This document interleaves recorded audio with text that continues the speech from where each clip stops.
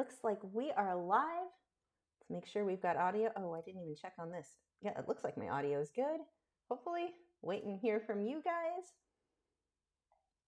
I was almost late because, as always, for some reason on Fridays, that's when I realize, hey, my fiddle leaf fig and the alocasia look thirsty, and sure enough, they were. But on like last minute, like I'm not even getting last minute, and they're trying to dump water out of my spray bottle from art into there.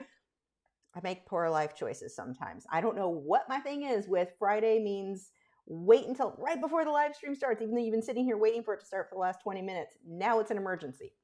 I don't know. I do it all the time. It's kind of ridiculous. Okay, good. Audio's good. Everything is good. Welcome. We are going to be working on his body. I want to get as much done on his body as possible. My plan, we all know how those will go, but my plan is that I want to get his body done today. And then next week, focus. Yes, I am dragging this out one more week. Next week, focus on when you get to that stage in your art where you're like, I mean, it looks done, but is it really like, what can we do to just make a big difference? Little adjustments that you want to be aware of in your own work, whether it be this or something else that you're working on, that like the things that I look for on what I can do to make things look a little bit better. So let's see. I guess I can start. Normally I wait a little bit until a few more people show up, but because we're just going to be repeating everything for the next 2 hours, I mean, this is really a rinse repeat type thing. We can go ahead and get started. So let's see. Oh, let's zoom in and see what area I want to start on first. So I've got to do the floof around this area of his face. But before I do that, that needs to lay on top of this area. So I'm going to work on the lower areas, and then we're going to come back through for this highlighted area that goes around his face. We can work on his chest a little bit there. So this area in here, which I'm going to have to darken up before I can put the lights in. And I'm working on the Luxe Archival sanded paper. And just for transparency, this was provided to me by Brush and Pencil. It's amazing. I can't recommend it enough. Not because, like, I'm not paid to say that, but I do want you guys just, you know, to be transparent, to know I didn't buy this myself, although I will go and, you know, I will. It's amazing.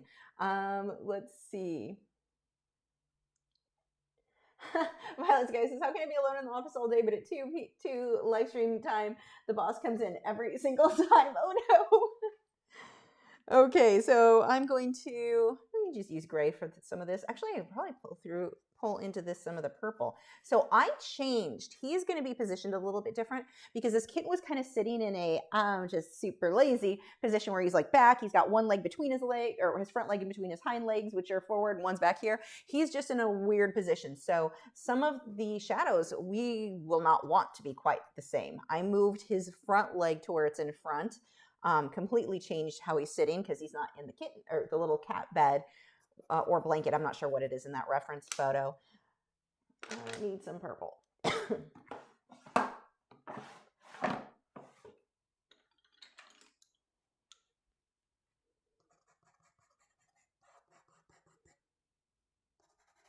So I'm throwing some of that purple because we need the background purple. I need to pull that into the subject so they all work together.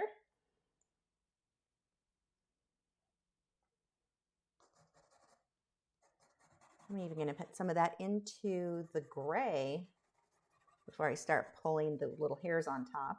Let's get into some of the darker purples too. Notice that my pencil does not need to be very sharp, but I'm using it to the side. If you're working on like a hot press watercolor paper and blending with OMS, you want a sharp pencil. You don't want to, these would be considered very lazy methods that will give you a very sketchy look. They won't blend out smoothly on a hot press watercolor paper, but on sanded paper, those will blend out really nicely. I'm just using my fingers to blend this.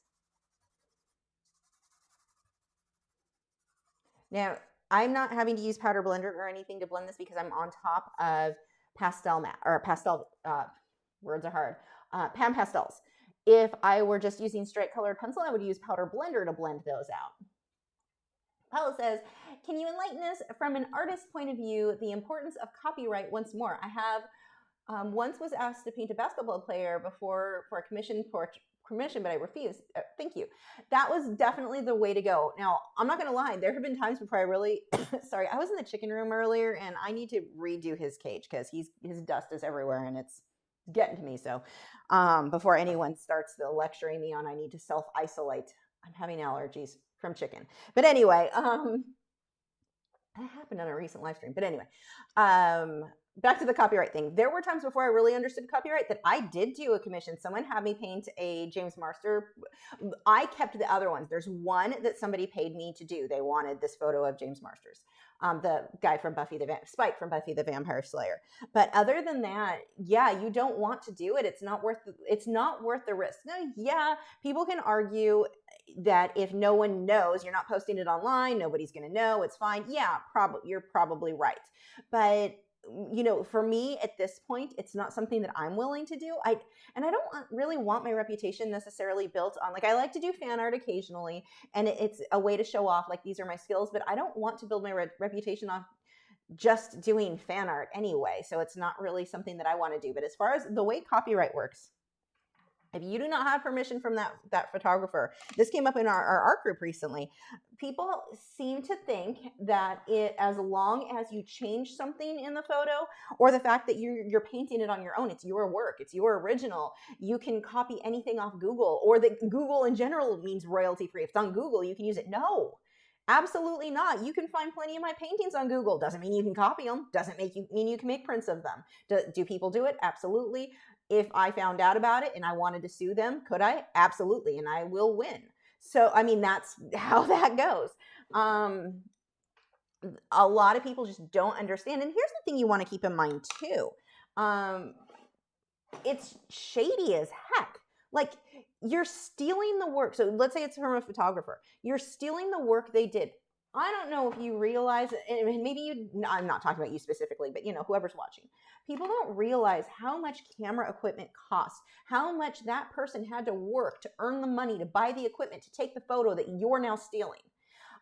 That's crappy, just as much as somebody taking your concept, your art, and repainting it and trying to sell it as their own original. It's a crappy thing to do. It's not, it is stealing. You're stealing. I get that some people think there's nothing wrong with that. I am not one of those. I think it's wrong. So, just from the moral standpoint, it's a crappy thing to do. But you also get into the legal side of things where, yeah, the photographer can go after you, and the photographer is probably going to win. One of my favorites, and somebody brought this up in the recent comment on the art group, the artist, rightfully so, realized it would have been copyright, so she didn't want to move forward with a certain project or something she had done. She didn't want it printed. So somebody had said, well, the Obama Hope poster, the misunderstandings, this is the thing. There's so much misinformation out there when it comes to copyright law. I'm not a copyright lawyer. Talk to a copyright lawyer if you're really confused, like if you really need actual legal advice.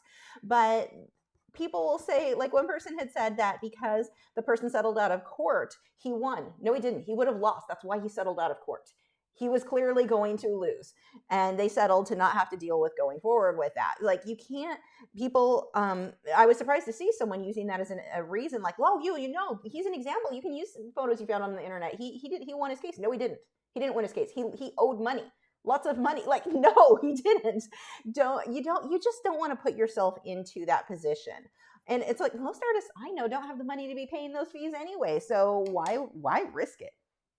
But yeah, no, I mean, I personally will not take a commission. And like I said, I've done it because I didn't know at the time, but I would not take a commission to do anything like that. It's not really your work, and you don't have the right from the photographer, unless you got rights from the photographer.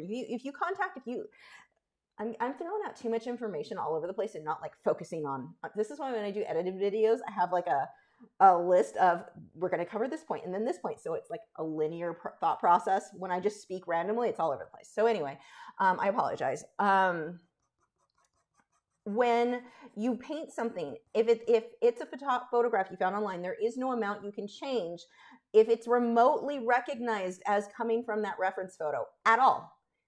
You would be in violation of the copyright. Now, you could look at a photo, like I can look at a black lab to be like, okay, how does the first shot, how is it shiny on this one? Because my reference photo, I can't see the detail in the fur. I want to see the texture in that one. That's one thing, but I'm still using my crappy reference photo in that case. Like, that's happened when you have someone hire you to do a pet portrait. You may look at an example to get an idea of what it looks like online.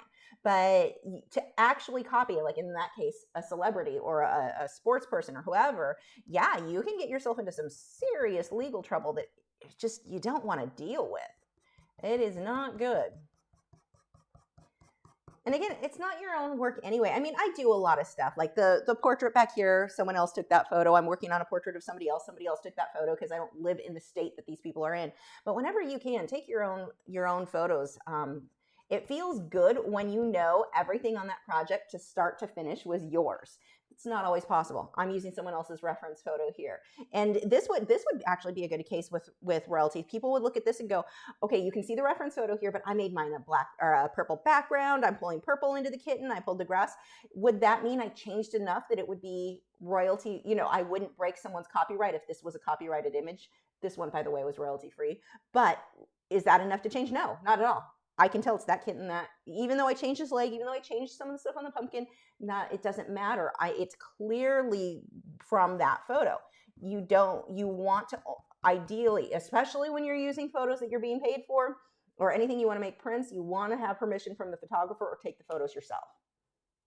People get so mad about that because they want to be able to use any photo that they want. Well, it's my artwork. That you stole the photo from someone else's artwork because photography is art. Like, yeah. So anyway, that was a long rant or rambling, I guess. Erica said, I'm so excited for the super long tutorial on sanded paper. So glad it's going to be another week. I love longer tutorials. Well, that's good to hear. I don't get as many viewers on these longer ones, that's for sure. So it's good to hear. Like, please share. And I'll put together a playlist with all the parts once it's done. I need to go and do that for a few others. Please share it for me. It will help me a lot because these videos, these longer ones, just don't get the numbers as like I do on a finished project, start to finish. It's kind of sad. George said, I'll be watching your kitten finale. As I finish a letter to my sister and then work on my current painting in colored pencil. A letter to your sister. Wow, people write letters still? Impressive. That seems fancy. I hope you wear like fancy, like the old hats they used to wear in like the early 1900s while you write that letter. I think you should go all in on the theme. Sergio said, hello. Oh, hello, 2016 Lisa. Sneak said, how is the new bird settling in? He's doing good. He's definitely, I mean, he's a ringneck and they tend to be bitey anyway. And he's definitely, you know, at that thing where he's trying to challenge, like, I don't want you taking me out of my cage. So I'm going to try to bite you to show you. And it's like, nope, won't work with me, buddy. So he's getting it. He's doing good. He was just out earlier so I could feed him. So I'm switching all the birds over to a different food. There's a food called Bird Street Bistro. It's a cooked food, that with his vegetables and then some seed, but I want his primary food to be that and the fresh vegetables. So I'm going to switch nugget and chicken. I was previously only doing that as a treat. I just found out like 2 days ago, or was it yesterday? I don't know, that's an actual complete diet in combination with fresh fruits and vegetables. No one cares about this, but I'm excited. So anyway, I've got to order more of that. So he was out of his cage eating that earlier. He's really pretty. My husband wanted a ring neck because one of the reasons he wanted it, chicken and nugget are very, very clingy, very pay attention to me. I have to touch you all the time. So he thought he wanted a bird that was a character, which ring necks definitely are, had the personality, but would sit on his cage more, play with his toys, and could be a little bit more independent, which again, ring necks are. And as soon as he was commenting the other day, he goes, I got the exact bird that I was hoping, to add to the flock, but I didn't. Now that he's sitting up there and entertaining himself, I'm like, I just want to cut. Or he goes, I just want to cuddle him. He needs cuddles. So I'm like, you wanted a bird that didn't want cuddles nonstop, and here you are wanting to cuddle him. It's kind of funny. Sheila said, I got some sanded paper by following one of your links. So it's so rough that it chews through pencils in just a few strokes. Did I do something wrong? Advice? No, that's normal because look, you put a couple of pencil strokes and yeah, it burns through your pencil fast, but you've got a ton of pigment on the paper fast. So you just got like 10, 15 layers, one stroke, 10, 15 layers. If you had done 10, 15 layers, like actual layers to fill in and get that solid, how much would you have burned through the pencil? It's going to be about the same. So you're not really using more pencil. You're getting more pigment on the paper faster. Ashley said, just curious, how would you rate yourself artistically, beginner, intermediate, expert, etc.? Like you talk about how Bob Ross is great for beginners. What would you say about yourself? I'm not even going to touch that. I don't think it's possible to rate yourself. I am definitely, this is not an advanced project. I can do advanced projects. like as a whole, as an artist, I don't know. I do things all over the board because I do so much teaching. You're going to see me do things that are very beginner. You're going to see me do things that are very much more advanced. But as far as like as an artist, what I am, I don't know. I don't know. I mean, I've been a professional artist for 20 years, so that's, I guess at that point, however you want to call that. Lori said, I recently watched a documentary on Richard Estes, one of the founders of photorealism, was asked, how do you know when a piece is done? Said, I don't. I just give up on it. That's awesome.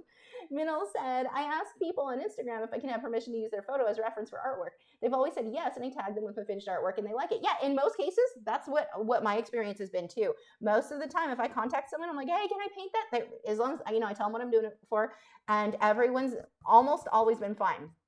I've had a couple of times where people didn't respond at all, and I contacted them through their website, and I had one guy who had like a list of rules, like I can't put ads if I did it on a video, I could not have any advertisement, like I could do in no way could that painting be, no prints, no anything, could I make any kind of a profit off of it? And it's like, well, if I can't put ads on the video, like this is before Patreon, so that would have been an issue too, because he definitely wouldn't have allowed that. So I didn't go with it.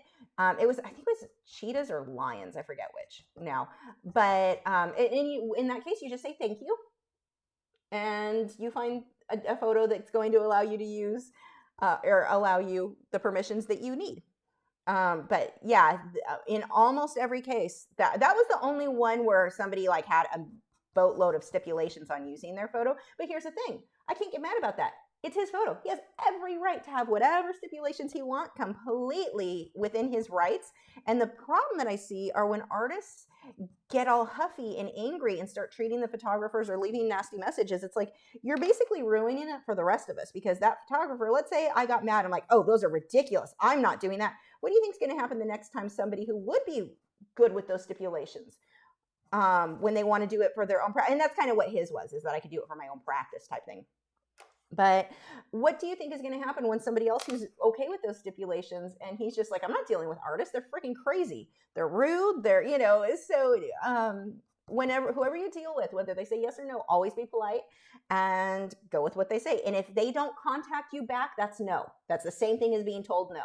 I've heard where people are like, well, they didn't say anything, so I guess I'm okay. No, that's a no. Lori said, his work is amazing. Guess he could give up on it. Paul said, thank you for the clarification, Lisa. Copyright seems to be twisted in any shape and form. Some lawyers would give a generalized answer, so I listen from a fine artist like you. And even me, I mean, you can't take what I'm giving you as legal advice. It's what I've talked to copyright lawyers. I'm going off of what they've told me, and then just, reading the laws, using common sense. I think that, well, like anything to do with laws, people like to twist them, like you're saying, and turn them into something that they're not intended to be. But why would you want to take something that the photographer doesn't want you to do? Like, that's just a crappy thing to do anyway. If they don't give you permission, it's not yours to do it. How would you feel if somebody, and this is what's funny, some of the artists who I see get the most protective of their work in copyright are tattoo artists. Most tattoo art is stolen from someone else. I had someone do it to me. Actually, that one really made me mad because it was someone in Germany. He never contacted me to see if he could use the artwork. He just did it. And when it was shared with me, I was mad at the person because it was somebody who asked, it was a commission I had done of an Italian Greyhound. And somebody asked her, the person who I did the painting for, if they could use it as a tattoo. She told them okay. But the artist should have known he needed to contact, because it was clearly a painting, not the original photo. Well, the person who gave the permission was very rude to me about it. I ended up blocking her. I'm like, I will have nothing to do with you again. And don't give permission to use my painting on artwork. But anyway, I see that a lot where when you watch what tattoo artists say, how protective they are. If somebody copies their tattooed art, they get angry, so angry. But the majority of what I've seen, most tattoo artists, the same ones getting angry, they're using copyrighted material to tattoo onto people. And it's kind of funny, like, wow, a little hypocritical there, aren't you? Like, really? So, that's kind of funny. But you want to think about that as an artist. Do you want people stealing your paintings? What's the difference? And you can do the whole, but I did so much work in painting that and using their photograph. And a photographer did so much work learning how to take that photo, so much work in buying the equipment. Like, it is so much more expensive to get started, like to get good cameras and stuff, than it is with art. It is horribly expensive. So when somebody is just taking those photos and using them on their own stuff as they want, it's really frustrating. And it's frustrating for me to see, because it's stealing. So I think that's an easy way to look at the copyright law too. Like, would you be okay with someone taking your painting and copying it into their artwork? Probably not. Casey said, oh, I see you were wearing a jacket. That means it's somewhat cold in Texas. Well, it's still hot in California. I want the cold. Yeah, it's been nice. I think it's 80s here. What is it right now? It's 72 right now. But yeah, it's been nice. I'm enjoying fall, although it just makes me so dread the fact that winter is coming. Not a fan of Texas winters. You guys have heard me rant about that enough. They're so ugly. Rachel said, this piece really reminds me of the cover for Stephen King's Pet Sematary. Oh gosh, loving the spooky season. Oh, that just scrolled too far. So far. Just a reminder, make sure to do the Lachri fine art. If your question doesn't highlight in orange, I just don't see it. I'm not trying to ignore you, but I won't see it. So that is what happens. Yay, coffee.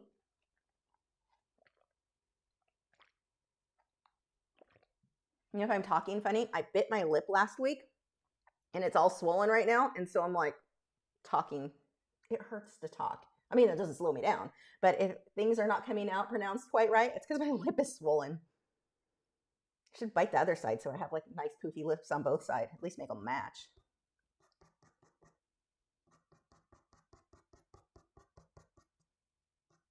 The poor man's Botox, or what are lip injections? What are they? Not Botox. I don't know what they inject lips with.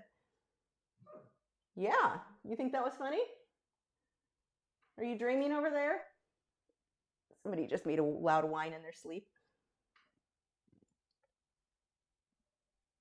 So see how I'm just building up the texture of fur and trying to build this into these little clusters. What you do not want to do is this all over. This will never look like fur. That's going to look like confetti. So I'm looking at my reference photo, paying attention to which direction it goes in, and these really need to clump together and overlap. And they're all slightly curved too. Notice these ones here, I did these little straight lines. They're not straight. When you're dealing with nature, whether it be animal fur, trees, bushes, grass, whatever, everything is going to almost always, there are rare exceptions, but things will more often than not be at least slightly curved. Perfectly straight lines, that's something that you see with man-made things, not here. So you're typically going to want to have these just little slight curves. And watch which direction those move in, because it changes constantly. Paul said it's either flattering or insulting if your work has been copied. Flattering because somebody seemed to like it, but at the same time insulting because it's not theirs. Exactly. Like one of my friends will send me, when she sees someone that clearly copied one of my paintings, and she'll send me things of it. And I'm like, for me, it's not as big of a deal because I'm teaching people how to do it. So if they want to do it for their own practice, I'm cool with it, as long as it's not a copyrighted photo that they didn't have rights to use, like from, like, depending on, like, let's say I got something from Wildlife Reference Photos. You can't just use that with that photo or copy my painting without getting permission there. You could get yourself into trouble with them. But I typically find it more flattering until they start using my work to enter competitions or to sell, to make prints. Then I start having an issue. But as far as like somebody copying it for their own practice, and I've seen things now, and here's another thing. You will have, there's a big difference between something being inspired by and something being copied. When somebody's work was clearly inspired by one of my paintings, that I love, because it's like you took my concept or the idea and turned it into your own. You didn't copy me, but it was clearly influenced by. That is, to me, one of the most flattering things. That makes me excited.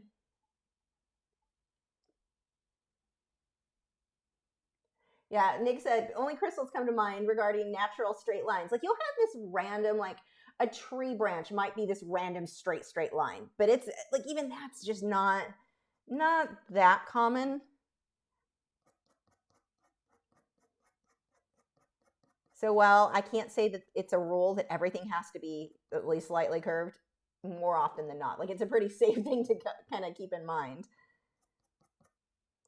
And I am jumping all over the place, but not to the extent like I did here where just random confetti lines. We do not like confetti. Because no one wants to vacuum that up.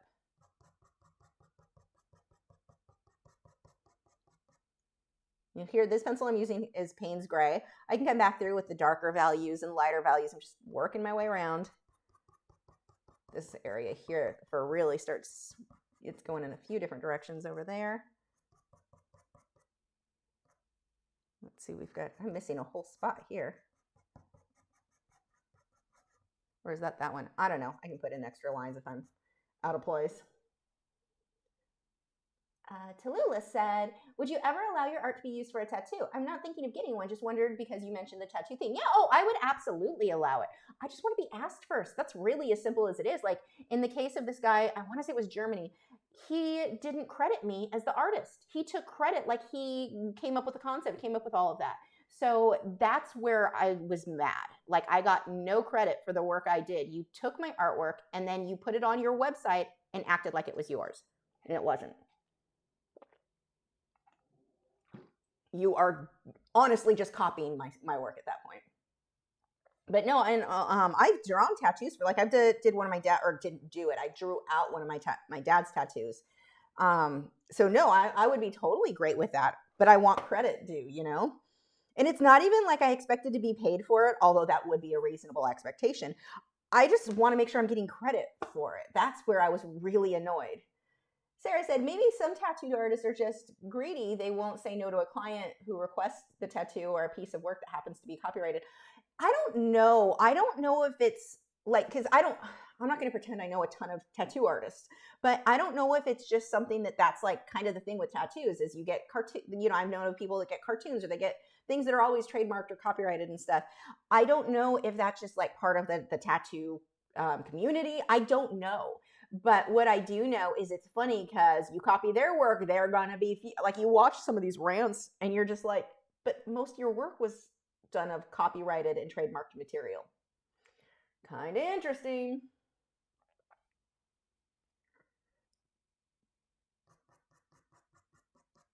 I don't know why this is so relaxing and enjoyable, and it looks like crap for most of the time as you're doing it, but it just, when it starts coming together, it's so much fun. And I also want to watch that the fur is moving in sort of rows.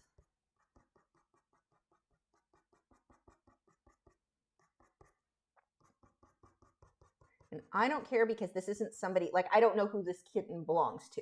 So I don't care that the rows are exact. If I was doing a pet portrait for somebody, then that needs to be exact. But in this case, I just need to make it look cute. So I'm not having to spend a lot of time making sure everything's perfect. Close is close enough or good enough.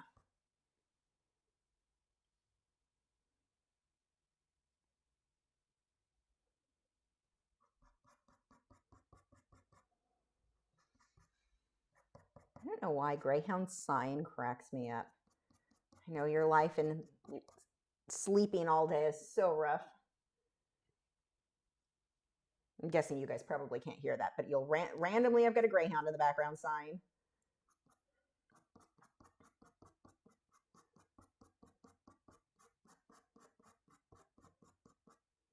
So in other news, I got to go yesterday by the reptile store that's building my vivarium and see that tank. And hold on, is this something I need to answer? Nope. I got to see the tank, which has not progressed at all. They're busy in there all the time. But while I was there, they have their plants for the vivarium. They had a Monstera Addisoni, which I'm super excited about because they're one of my favorite plants. Well, technically I have one. It's just currently at my friend's house. He's bringing it by on Sunday. So I kind of have one, but this one will be one that hasn't been treated with parasites. It's safe to be in with the frogs. So excited about that one. If you don't know what they are, look them up. Monstera Addisoni. Their like leaves are like this with little holes in them. Oh my gosh, they're so cute. So excited. You guys care. I know. Anna says, hey, I'm wondering if you know if the Derwent Light Fast colored pencils work with brush and pencil light powder blender. I really like Faber-Castell's polychromes. They don't work well. Not my first choice. As much as I love those pencils, they have a little bit too much of a wax content to work really well with the powder blender. For me, if I'm using powder blender, hands down, it's always going to be polychromos. Now, when I get onto later layers where I don't want it to smudge out, then I'm going to switch to Light Fast or to, you can do Pablo's, you can do Caran d'Ache Luminance. Those are all fine for your later layers. I just don't want to use those on early layers where if I want things to blend out really nicely, I'm going to go with my polychromos. Paul said, and in nature, everything is somehow a neutral tone, like bright red flower. When I use an eyedropper tool, it's weird because it's normally not red. Yeah, you're right. And white too. White's a big one where you'll use white and you're like, oh, that's like dark tan. It's not even white because of the way things reflect. Sergi said, I am so surprised you teased getting a tarantula for the opening and said you just didn't draw one to trigger all of the mansies. When we were at the reptile store, my husband is still looking at the tarantulas when we were there. And then yesterday he's like, no, I don't think I really need one. We were looking at some of the tanks and stuff because they actually don't require a lot of care and they're just neat. But part of me is like, maybe I should put one in my studio. So I don't know. They're just so fluffy and cute. And I know there's something probably wrong with me, but I'm not opposed to the said, well, the thing is too, I will have crickets, which is one of the things that they'll eat. I'm going to have those from the red-eyed tree frogs anyway. So it's like, we already have their food. They're kind of neat. I'm a jerk. I just want to do it to screw with people. Parmy said, I've always done my drawings on a grayscale medium. Now that I'm shifting to colored pencils, could you please recommend which ones I should go for first? Polychromos or Derwent? Polychromos or Derwent Light Fast? I can't tell you. You're going to be happy with either one. Now, if they're your only pencils, I will say I feel that the Polychromos have a more complete set of all the colors that I need. However, the Derwent Light Fast has colors no one else makes. Like they have some purples and nightshade and just they've got some amazing colors that others don't have. There's more colors in the Polychromos. Like I feel like it is a bit more complete. The Derwent Light Fast, I can blend out a bit smoother, a bit faster. I like performance-wise, I really like that. So you can't go wrong with either one. I'd say whichever one you get a better deal on. They're both amazing pencils. And I know that's not what you're looking for, but you can't go wrong with either one. Oh, thank you so much. Kimura? It says, I love your content. I'm stumbling over my words. I'm all excited. Thank you for the super chat. Oh, art by, I'm tearing up again. I thought I got over that. I was doing so good not like having that reaction, and then here it goes again. Art by Migas said, I always ask permission for using photos except this once when I did a celebrity portrait of Tina from Talking Heads and asked permission after. The photographer loved it got. I think, oh, here we go. Got a print and sent it to Tina Weymouth, so I did all right. That's awesome. That's really cool. Sarah said, on the topic of white, I found that it and black often have the most impact when used sparingly. Absolutely. Tallulah said, you at least have to draw a tarantula for Halloween. Yeah, I do. I need to find some good reference photos. I'm kind of obsessed with jumping spiders too. I think they are the cutest little guys. We get them on our patio sometimes. We sit there. Actually, so total side story. The other night, I'm going out on my walk and I leave out the front door and I see a jumping spider on the door frame on the outside. So I texted my husband. I'm like, hey, go outside and look on the door frame. There's the cutest little, and I sent him a photo of where it was, cutest little jumping spider out there. So he goes out. Well, he didn't realize he was being recorded on the Ring camera. So he had texted me. He goes, yeah, I talked to him for a while. He's so cute. I go and watch the video on the Ring camera, and he's squealing like a little girl, going, hi there, hi. And he's doing his fingers like this at the spot. Oh my God, it was the funniest, cutest thing watching. My husband's a big guy. So watching this big guy sit there like talking to this tiny little spider. Oh, we're crazy people. Let's see. Susan said, I've been inspired to do something similar to the turtle painting, going from colored to black and white. What's that called? 3D or Surreal or something? Just mixed media? I don't know that it has a specific name. Kimura said, you're welcome. Thank you again. Angel said, look, my eye is tearing. You're going to mess up my makeup. It's watering a little, and it's kind of making my eye itch. There we go. Angel said, YouTube seems to be acting weird again, Lisa. When I type in Lachri Fine Art, it shows some of your past content. I'm unaware you've done. YouTube's algorithms make no sense. one of the things that makes it hard is you occasionally, I mean, there's times like when I do know from past experiences, when I do these multi-part things, they just don't get views. So I know that. But then there's times where something should get a lot of views and it isn't. And then I'll hear from people, yeah, I didn't get a notification. YouTube's not. So it's like, it's hard to tell sometimes, okay, is it because people aren't interested in this type of content or, you know, whatever type, or is it that YouTube is changing their algorithms and being weird again? It's always, yeah. YouTube is weird. The thing that's good though is I have found, as weird as it is, it typically will balance itself out. It's like you go through phases where it gets really bad and no one sees anything, and then you'll go through phases where it does a bit better. So it does balance out. And then in all fairness, I've got to take some of the responsibility there. I haven't been producing enough edited content. Oh, speaking of, kind of excited. So you guys know I don't know if you can see Gibson. Hold on. This has to be seen. This is a classy dog. Oh, wrong way. Classy dog back there. He's just all sprawled out on his back. Greyhounds are so funny. I knew that they call that roaching. I knew they did that. I didn't realize they did it nonstop. Like that is just how they lay almost all the time.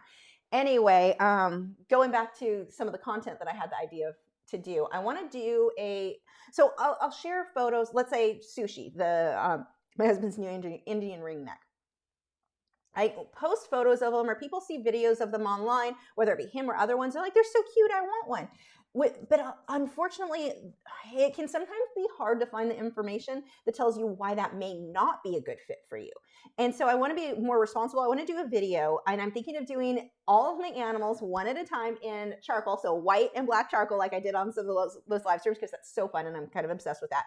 But maybe get a sketchbook and do each one, and on the video for whichever one I'm drawing that day, have talk about the pros and cons of owning them as a pet, or why they may be a good fit or not a good fit for some people. Because it's not like there's something wrong with the animal if they're not a good fit. They're just some, different people, a different breed or a different type of bird might be better. So I'm thinking I'm going to do that for all of them, everything from the frogs, the fish, the dogs, the birds. So, and it would be a fun thing to film some of them. So that is on my very soon to-do list. Plus it gives me an excuse to use more charcoal, because I'm kind of obsessed with those charcoal pencils right now. It's so fat. Like, you get that instant gratification of it doesn't take very much work for it to look really good. Like that, I don't know where I put it. Where did I put it? The pine cone that I did last week. Like, I love how that came out. Every time I walk by the thing, I'm like, I need to frame that and put it on my own wall because I like how it looks. Let's see. Where were we? Nancy said, the sigh is a sign of contentment and gratitude for a great, comfy bed and an awesome mom. Oh. Daniela said, I love your dog in the back. My American Bulldog lays like that on his back all the time too. So funny. Oh my gosh. Sergi said, I simply love the fact that I was just casually watching you, then two spread out greyhound legs introduce themselves as subtle as a bulldozer. Casey said, very classy dog. Yeah, classy is definitely how I would describe him. That, graceful, elegant, majestic, these are all really good terms for the greyhound. Angel said, I'm unaware you've done Google Hangouts with Jason Morgan and answered art questions. Like, how did I miss it? Oh, that was years ago. Like, years. I have, God, I think I have like 1,000 videos here on YouTube. So, right around there. So, yeah, there's a lot.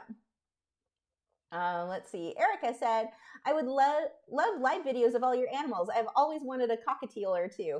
Cockatiels are cute, and that would be a fun one too to do. The cockatiels, I think, are one of the for most people, like if somebody has never had a pet bird before, I think cockatiels are one of the better fits. They're noisy though. That's the thing. That's like the main drawback, I think, for two main drawbacks for any bird really, but cockatiels especially. Like chicken, the females aren't as bad, but chicken wants to be with me all the time. And when he can't be with me all the time, because that's not practical, he will scream his chicken face off. Just bad. And so that's not going to be a fit for everybody. Some people that would drive, absolutely. It drives my husband insane. But, some people will really just not be able to handle that. So you've got the noise, you've got the mess, you've got the work. I mean, you've got to clean those cages all the time. And like in this case, if you're feeding a more natural diet, it's messy. You've got to change the cage daily, and then prepare the food. And it's a lot. but cockatiels, they do, well, they tend to be very affectionate. They're easy to find hand-fed babies. There's a lot of pros with cockatiels for sure. I do think they make really, really good pets.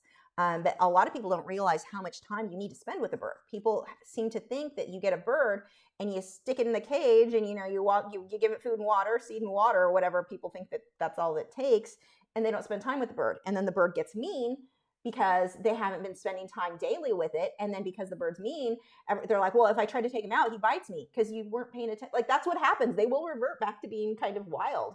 So even if they're hand fed, you have to spend, if you can't spend hours a day with that bird, most people, I don't think a bird is the best fit for. It depends on how much you're home. We are home all the time, and the birds are with us more often than not.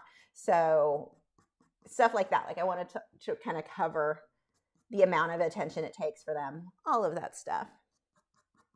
We'll be pulling grass up over a lot of this. So I'm just kind of making it dark so the grass has something to go over. Angel said, by the way, is Colored Pencil Magazine a company affiliated with you? No, I mean, I've written some articles for them. I've been featured by them, and I'd say I'm friends now. I mean, I talk to her sometimes. The owner of Colored Pencil Magazine I really like. So that's, that's it. But I have done, sorry, I'm making noise because I just realized my mic was there as I went to scratch my shoulder. I probably just left colored pencil marks all over my shoulder. But anyway, yeah, I've done a few articles for them. I've gotten a few awards from them. That's really about the extent of it. And I share their stuff because I like them. And I like the owner, like I said. Let's see. Where were we? Sneak said, if I did a sketch pros and cons of having my dog, the list would be short. She's perfect for us at this point in time. Rescued after being found on the highway at 10 weeks old. Oh my gosh, she's so lucky. George said, pet birds make me nervous. Years ago, I was at a friend's house and his bird flew across the room and latched onto my earlobe. That can happen. Casey said, I have a duffel bag in the corner of my room and my cat is going crazy in it. See, cats are a good example too. Like, I don't have cats. Cats aren't a fit for me, but they obviously are an amazing fit for everybody, most other people. My friend was telling me last night they adopted a new cat. They lost their not lost, but they had to let go their older one, or not let go, passed on. I'm trying to how do you word that in the nicest, not sad way to make us all depressed. But they went and adopted another one. They went to the shelter and got another one. And I guess this kitten, her husband is obsessed with now, and he takes him with him to the hardware store. This cat rides around with them everywhere. Everything. She was sending me pictures. He's always got this kitten with him. It's so cute. But that's why I want to do these videos, because sometimes, it's the same thing with birds. They're great pets. They're just not for everybody.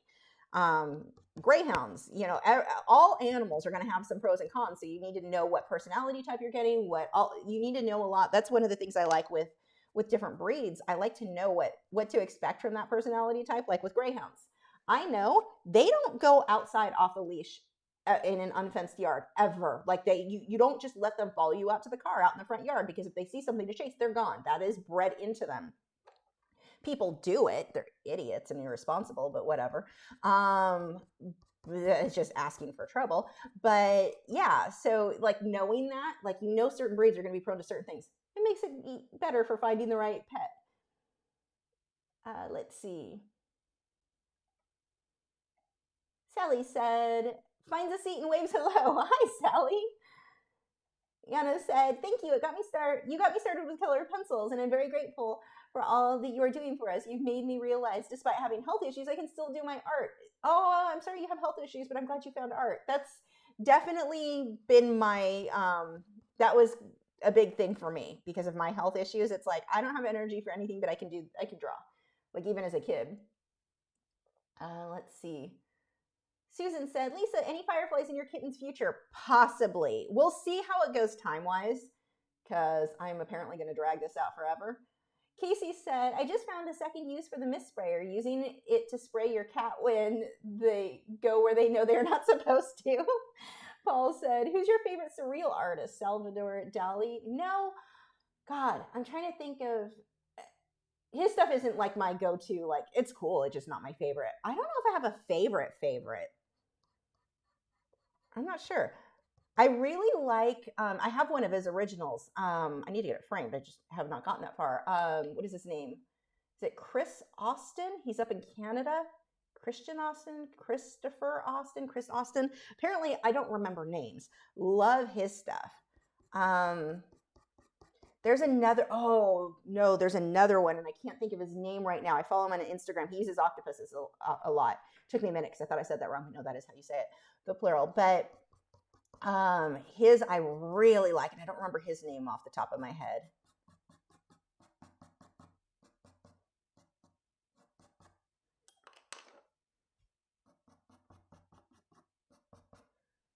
Let's see.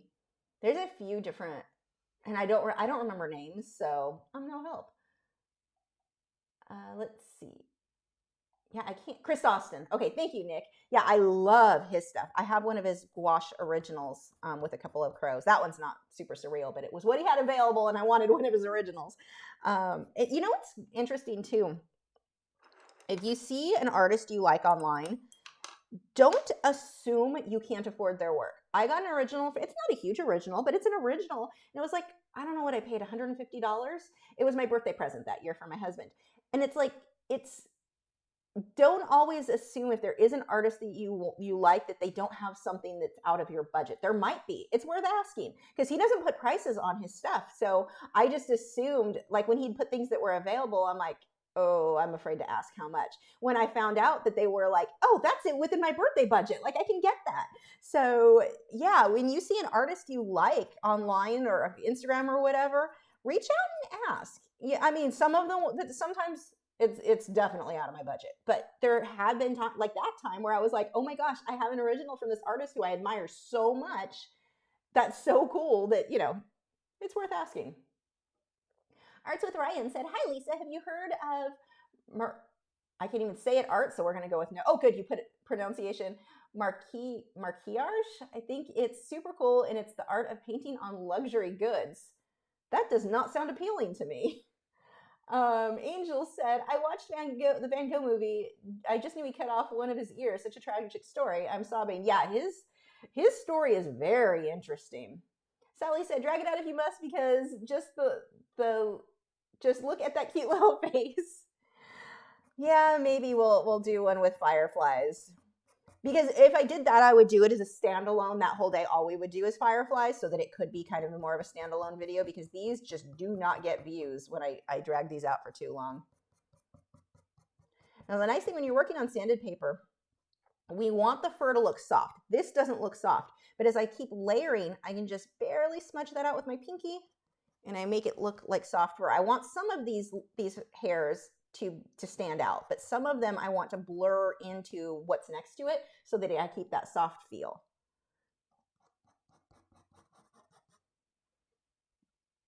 And I'm using white here because I know it's going to blend in with what's already there, so it's not really going to come out being white.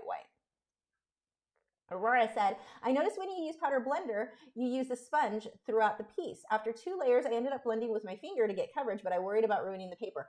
Keep your hand, I mean, yeah, ideally we want to keep our hands off the artwork whenever possible.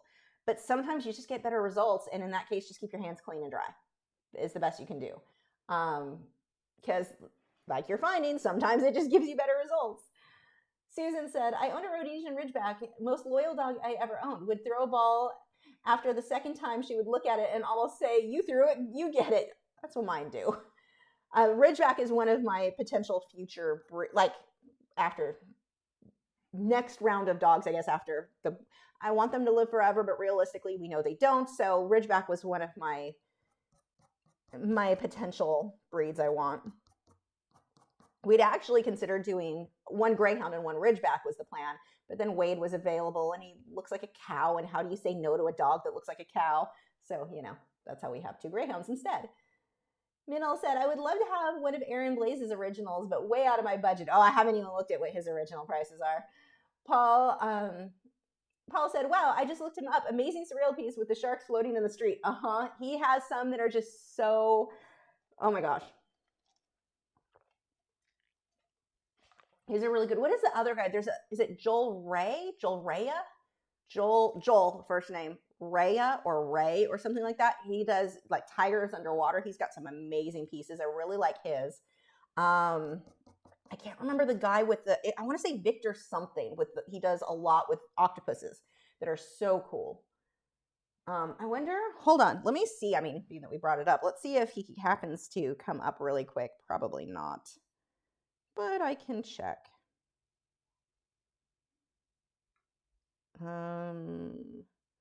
Sometimes you get lucky and the person you want to see is like the first thing that comes up. Oh my gosh, how cute. Look, somebody else painted the little, I don't know if you can see this. Does this show for you guys on the phone? I don't know if it will. Look, somebody painted my copper banded butterfly. This is Cat, oh gosh, that's long. CATXELOUISER. Cat XE Louise art, I guess. I don't know. That is adorable. It just was the first thing I saw. Let's heart that. Anyway, let's scroll down. I follow a lot of plant. Oh, look. There's some. Oh, Colored Pencil Magazine has one with a tarantula. A lot of things with nail art and plants are most of what's coming up. I have not seen Victor Grosso. I think it's his. Look up. Yeah, his stuff is amazing. I don't know if he's the one that does the yes, it is. Okay.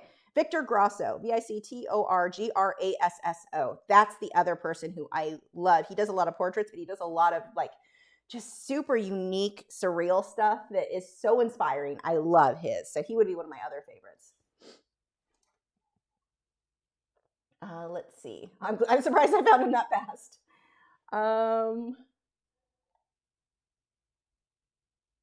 Angel said, fun fact, people in medieval ages would hang any paintings to show status. Is it still now? Yeah, you would have, sorry, my nose is all itchy. I'm having allergy issues like crazy today. Way too long in the chicken room.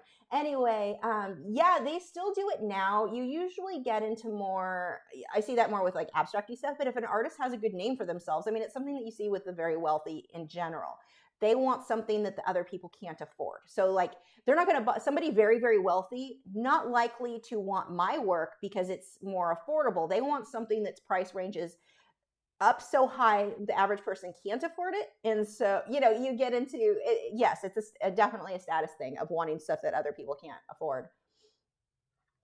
Sneak said, I really love art I can't afford. I will email the artist. If I really like art I can't afford, I will email the artist and let them know that I appreciate their work. One artist dedicated his next piece to me. Oh, wow, that is awesome. You said, looking at your past videos, I recognize your how to glaze grape painting and was like, I did her as an artist study back in high school. Oh, wow, that's so cool. That's really cool. Yeah, I've been doing YouTube for a while now. See, I do these and now I just have to do, now when you blend out like this, you don't need much. Don't overdo it. I'm not trying to lose the definition. I'm just softening it. I need to get more grays down here.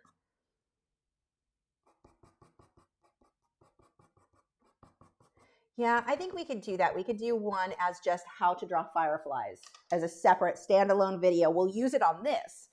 So it will technically be a continuation of this, but it will be, that's all we're going to focus on that day. That's the plan. We'll see. Nikki Chickadee said, I just like saying my name, said, my husband and I have two rescues, a 10-year-old Chihuahua Min Pin mix Cody, who's a lump, and 7-year-old Terrier Chihuahua mix Sargi, who has all the energy that the 10-year-old doesn't have.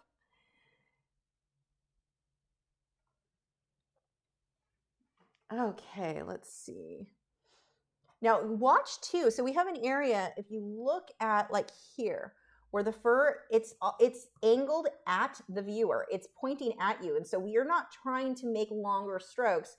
Little dots. Oh, that was too long of a stroke, but little dots, and then we'll soften it to get that texture where the fur is really pointing at the viewer.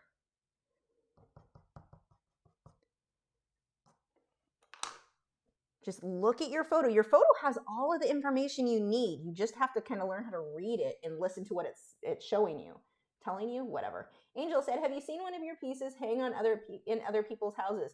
People have sent me photos of that. Yeah. I have seen that where people sent me my postcards too. People will send photos of like a wall of all the postcards when they've been on Patreon for a really long time. That's really cool to see. It's always flattering when someone wants your work in their house.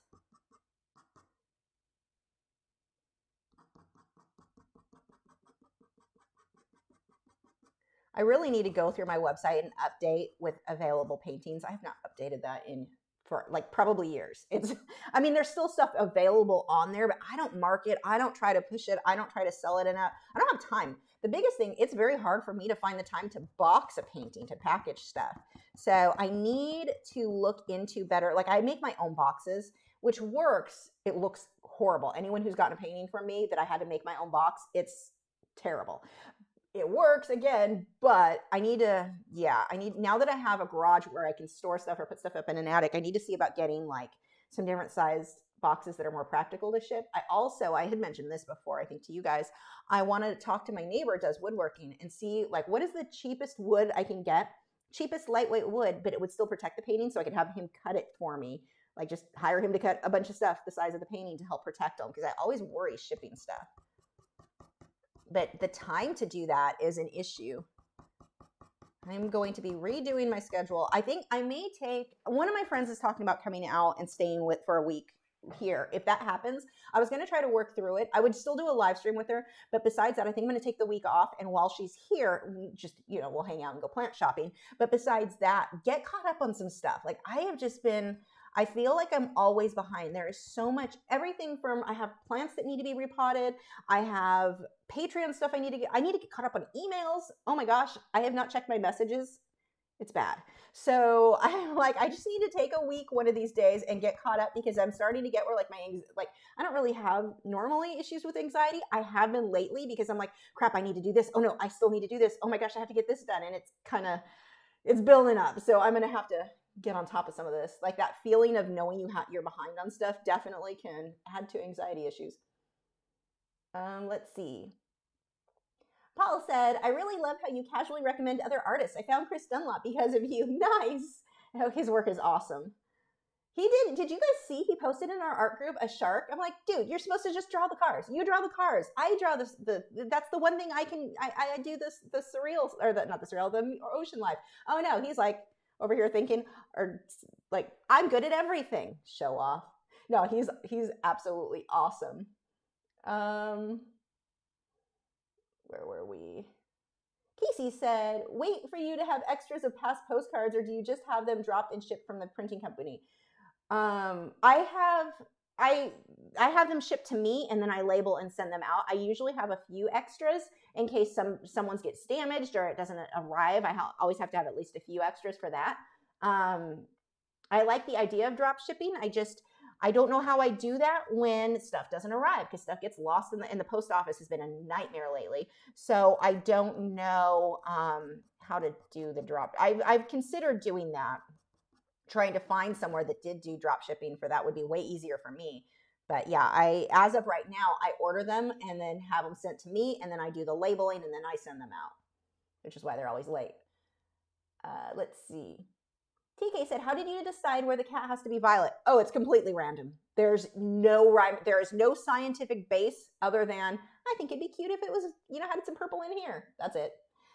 Angel, that comes from experience, by the way. The more you paint and draw, because when you first start, you're like, I wouldn't even know where to put that. That's a normal, what was that? That's a normal feeling that the more you paint and draw, the more brave you will get on like just having an idea of, oh, I think it would look nice here and I'm not afraid to mess it up, so I'm going to try it. Throughout the painting, I'm just experimenting. If I put the purple there and realize I didn't like it, I just work over it. It's no big deal. So yeah, that will get easier the more you paint and draw. And one of the things that I want to throw out with that concept, when I say in time, like in time it will get easier. Time, I don't actually mean time. I mean experience. I mean time put into art.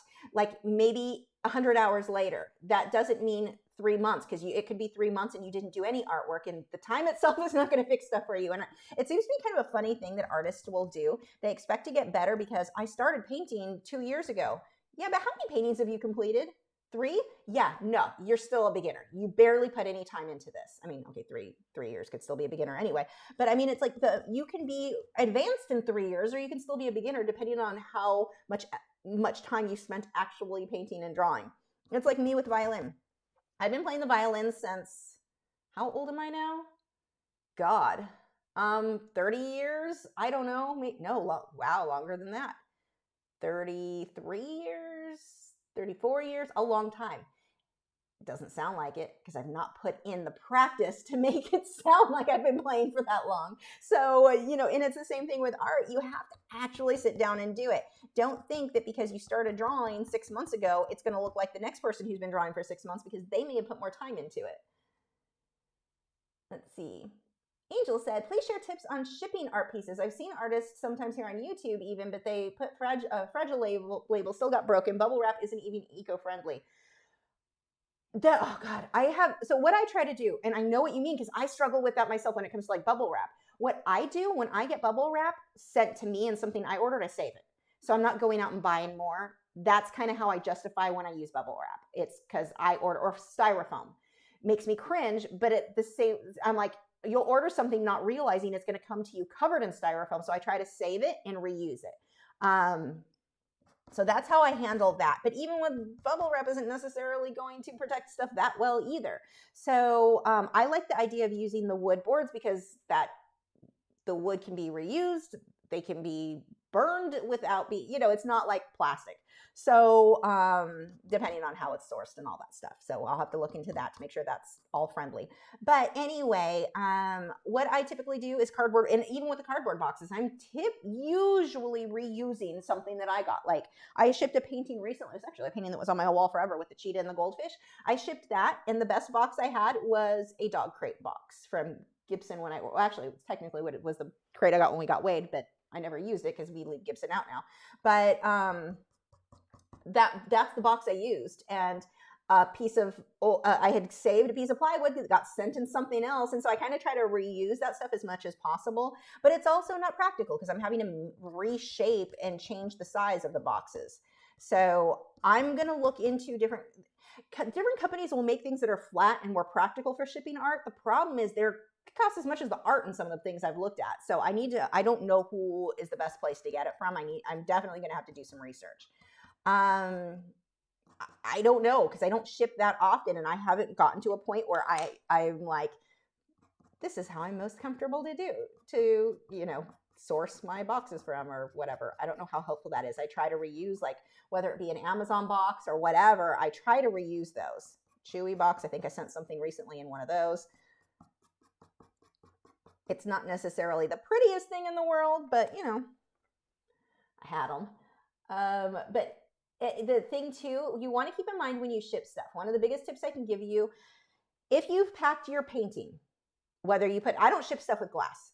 I don't know if I ever even have bothered with it, because if the glass breaks, it can cut the artwork. I mean, you've got broken glass now sitting, let's say it's a colored pencil piece. I won't do it. I will not ship glass. So you can frame your stuff. I'll ship it matted and you just have to go pop it in a frame, but I won't ship stuff behind glass under any, I just will not. So I know it's more convenient for the buyer, but no. So it's not convenient when that artwork, if that gets broken, that's not now more convenient. So anyway, my attitude with it is, if I've boxed something, boxed, seriously, swollen mouth, it hurts. If I've boxed something, can I hand this to a 3-year-old to hang out with and play with and stand on and jump on and toss around for a week? If not, I did not, and the artwork won't survive that in perfect condition. I didn't box it well enough, because that's pretty much what's going to happen when it goes through UPS or USPS. You can put fragile on it all you want. I've had friends who work there, and they're like, we take that as a personal challenge, not company opinion, but the individual employees, they don't look at that and go, okay, we'll have to be careful with this. I mean, like my mail in my area, They don't use a mail truck. Usually it's in somebody's personal pickup truck. In the summer, it can be 110 out, and they've got everyone's mail, everyone's packages in the back of the pickup truck in the sun, burning down. And I have had plants sent, and it says on there, keep from heat. They don't care. They're not reading that. It does not matter what label you put on it. You have to assume, can I hand this to a 3-year-old for a week and let them just do anything they want? Stand on it, jump on it, throw it across the room for a week. If it can't handle that, you did not package it well enough. And here's the other thing. You can't look at it. Some people are like, well, I'm mad at the post office, or I'm mad at USPS. Yeah, I'm mad at them too, but it's your responsibility to make sure it's packaged well enough. We know they don't treat the packages well. It's your responsibility to make sure it's packaged well enough to be able to handle what they do to it. Let's see.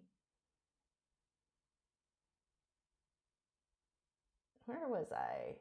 Hello, Shiny said, nice to catch the stream. It's finally daylight savings, so it's not too dark and freezing. Enjoying the chat with coffee and sun with a view of the forest. No houses, just trees and birds. I am moving in with you. I don't know where you live, but I'm moving in. Aurora said, I was wondering about some tips getting artwork noticed as a beginner artist. Produce more artwork, produce artwork consistently, and use proper tags. So if you're on Instagram, use proper tags. Don't use incorrect tags. Here's the thing. Well, I follow certain tags. Let's say I follow a tag for clownfish. If somebody posts, let's say, a butterfly fish, but they use the hashtag clownfish to get more views, I'm going to mark that do not show for this hashtag. That's going to affect their algorithms. That you do not want your work tagged with something that is not suitable. So if I tag this, I don't want to tag hashtag lion, because somebody who wants to follow the hashtag lions and they see this, they're going to mark do not show for this hashtag. Instagram takes that into account. So use the correct hashtags. Don't think you're all creative and I'm going to get more views by lying and tagging beach, sunset, kids. Like I've seen people tag the weirdest things that had nothing to do with their photo, and it's like you're going to hurt yourself in that. You're screwing over your own, like your algorithm is getting screwed up really bad because you thought it was cute to post things that are not appropriate. Like it isn't a fit. So I'm not saying that's like a violation of Instagram's terms of service, or it might be, I don't know, but it's not doing you any favor. So make sure you're using proper tags and practice more and draw stuff. Like, okay, people will do portraits and then like to do celebrities. People have this idea, and I did too. Didn't work, I can tell you that if you drew a celebrity, you're going to get more attention. You're going to get more views because people search that celebrity. It doesn't really do much for you. It's not that helpful in most cases. So it's kind of a waste there. What you want to do is start creating artwork that's unique. I mean, look at Victor Grasso's, the guy I talked about earlier. Look at Chris Austin's. Their work is unique. If I want to see stuff that looks like them, I need to follow them, because there's not a lot of people producing the same thing. Joel something, same thing. Super unique. Hold on, let me look that up because I know enough of his name. I should be able to find him really quick. I mean, if I'm going to keep calling him the wrong thing, I may as well look it up so I'm not a total jerk. Let's see. Joel Ray. So J here, I don't know if you guys can see this. Joelrea, and his work is phenomenal. That even as a beginner, you've got to practice more. You've got to produce work that people look at and go, wow. Don't expect a million. Like if you're a super beginner, your work's probably not very good when you're a super beginner. That doesn't mean you're not going to be amazing. That there's no indication. I've never seen necessarily a correlation between somebody being not amazing when they started and not like you can still become amazing. It's not something where you either have it or you don't. I don't believe that with art for a second. I believe how much work you put into it is how good you're going to get. So in the beginning, you may not be so great yet. I mean, I don't know your actual work, so I'm not like critiquing you. But let's say you're a beginner. It probably isn't the most amazing thing in the history of things people have seen. Practice more, draw more, use proper hashtags, and try to figure out a way to create something that is unique to you that not everyone else is creating, because it's going to make people want to follow you because they're not seeing, like let's say you just keep doing portraits of celebrities. There is always somebody else doing better portraits of celebrities than you are. Do something that is unique to you, that is not just the same thing everyone else is trying to do, that there's a million other people who are doing it better than you. Like it's very hard to get a following that way. Be unique. come up with your own ideas. That is going to get you more followers than trying to do the same stuff everyone else is. Let's see. Aurora said, I was wondering about, oh wait, I got that one. That's what I just rambled about forever. Let's see. Vic said, you don't pop the bubbles? No, that would make Wade have an absolute heart attack. No popping bubbles. Let's see. Angel said, is it okay to ship things now from your experience? Everything that I've sent lately did get there. Safe? I won't ship internationally again. I'm not messing with that. That painting took like 3 months. The one that when I finally, was it 3 months? Maybe it wasn't a full 3 months. I'll have to look at it. It was a long time to get from here to Australia. I've never experienced anything quite like that. And I know, I mean, we've got COVID going on. I know that things are going to be slowed down. I get that. But it's not worth the risk with the art. And I felt so bad for the person. And I didn't know if it was going to get lost. Stuff is getting destroyed in the mail. Like some weird stuff is happening that we've not really experienced before. They're also doing, I know from the plant groups, some places are doing these heat treatments to kill viruses. I don't know if that's going to affect the artwork. I don't know how hot it's getting. I haven't really looked into it, but it's like, that's a little scary. And those are the international ones. I don't think they're doing it locally, but I know USPS was so bad. The place, I get the two of my begonias, I've gotten 2 things from them, are also, see the new begonia? Isn't he beautiful? I don't know if you can see how pretty his leaves are. It's probably not. I don't want to get pencil on you. He's so pretty. But anyway, there's a website called Steve's Leaves, and he gets some rare plants, and he specializes in begonias. Such an old lady thing, isn't it?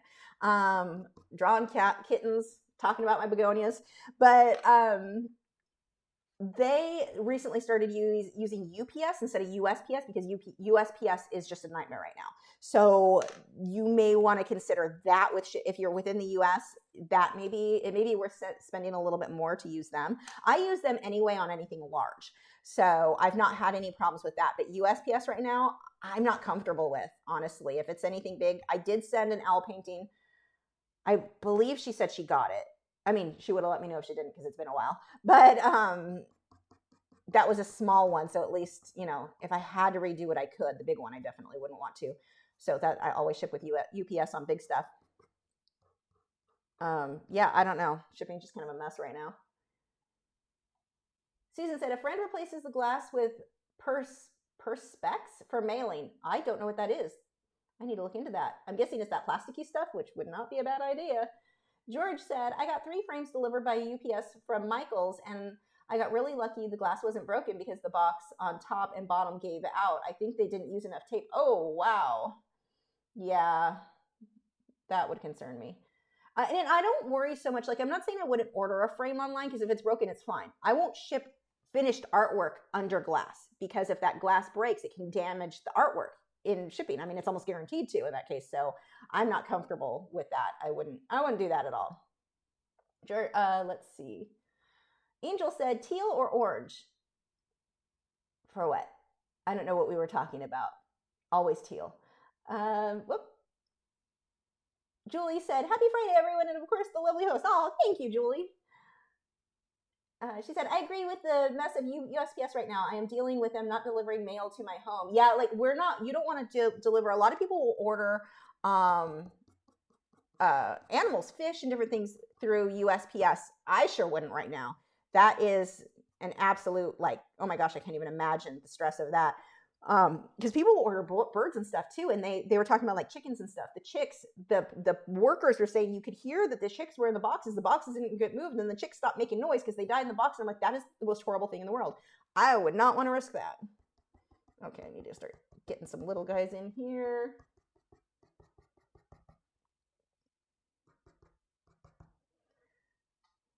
Let's see.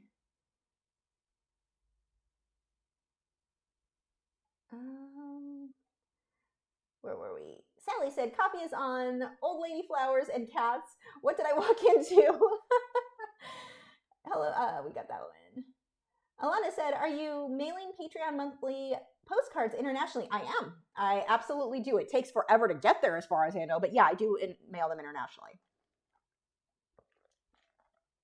I know there were some areas where they weren't sending out mail, but as far as I know, everyone that's on Patreon, as far as I know, that all got there.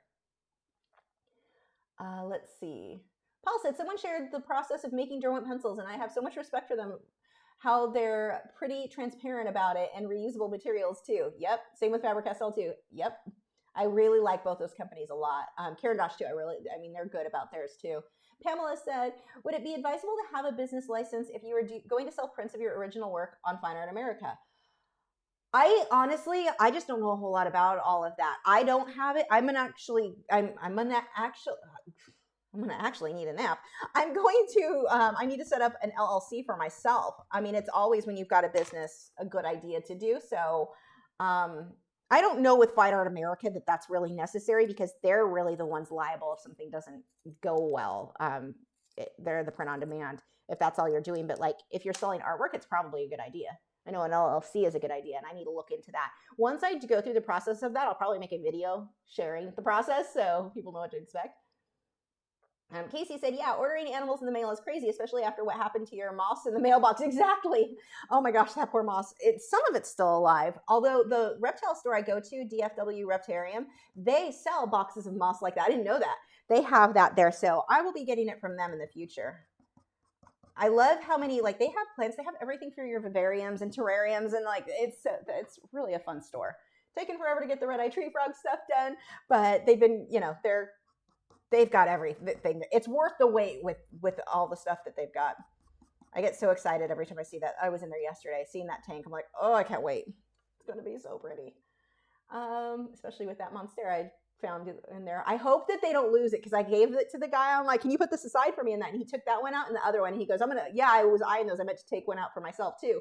So he took both out, and I hope that somebody doesn't see it out and be like, oh, we'll just put this away and sell. I'm really hoping they keep, I mean, I can always get my own somewhere, but I'm really hoping that because I'm really excited about that specific plant. Angel said, do you have a good sleep when you ship fragile things? Funny. Do you have a good sleep when you ship fragile things? Funny. A good sleep? I don't know. I don't think I'm reading that right. I stress the whole time, I can tell you that. Sally said, by the way, I really like when you share your green life. They've all been so beautiful. Please continue. Oh, thank you. Yeah, I'm right now, they're so far, everybody's doing good here.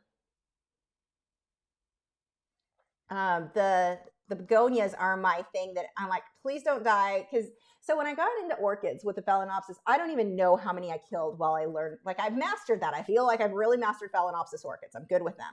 But a lot were sacrificed along the way. So I'm hoping that doesn't happen with the begonias as I figure out how to best care for them. So far, the 3 I have are doing good. I've got 2 sitting here and the one over there. They seem happy so far. We'll see. So we can start getting some little guys in, and then I'll start getting some white. And when I switch to the white fur that I don't want to blend out, I'm going to switch to a Pablo, either Caran d'Ache Luminance or Caran d'Ache Pablo, because those being wax-based, when I go and blend like this, they're not going to blend out. I'll probably do that sooner rather than later. But they'll stay put, and this is why when people are like, well, can I use my wax-based pencils on sanded paper or with powder blender or whatever method you're using? Yeah, you can, but later layers. There's a place for them that is very handy in the later layers. Nick is apparently drinking hard cider. I'm a little jealous. Although it's only 2 here. It may be too early for that here. Let's see. I'm going to see if I can find a white Pablo. Oh, I do. Wow, that was way easier than I expected. I love when I put things where they're supposed to be. I was not expecting that to be the case right now. So this is a white Caran d'Ache Pablo.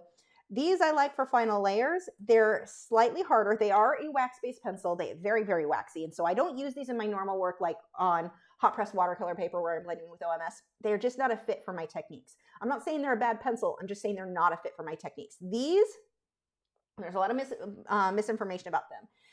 The Pablos, the Caran d'Ache Pablos are to Caran d'Ache Luminance what Prismacolor Very Thin is to Prismacolor. That's the easiest way I can think to compare the two. So we all know the Luminance, that is a wax-based pencil. And there is some, people will contact Caran d'Ache, and I've seen the same thing with Prismacolor, or not Prismacolor, with Faber-Castell. For some reason, I don't know, some of these people who answer the emails have misinformation and don't know their own products. So the Caran d'Ache, they have told people in the past that these are oil-based. They've told people in the past they're wax-based.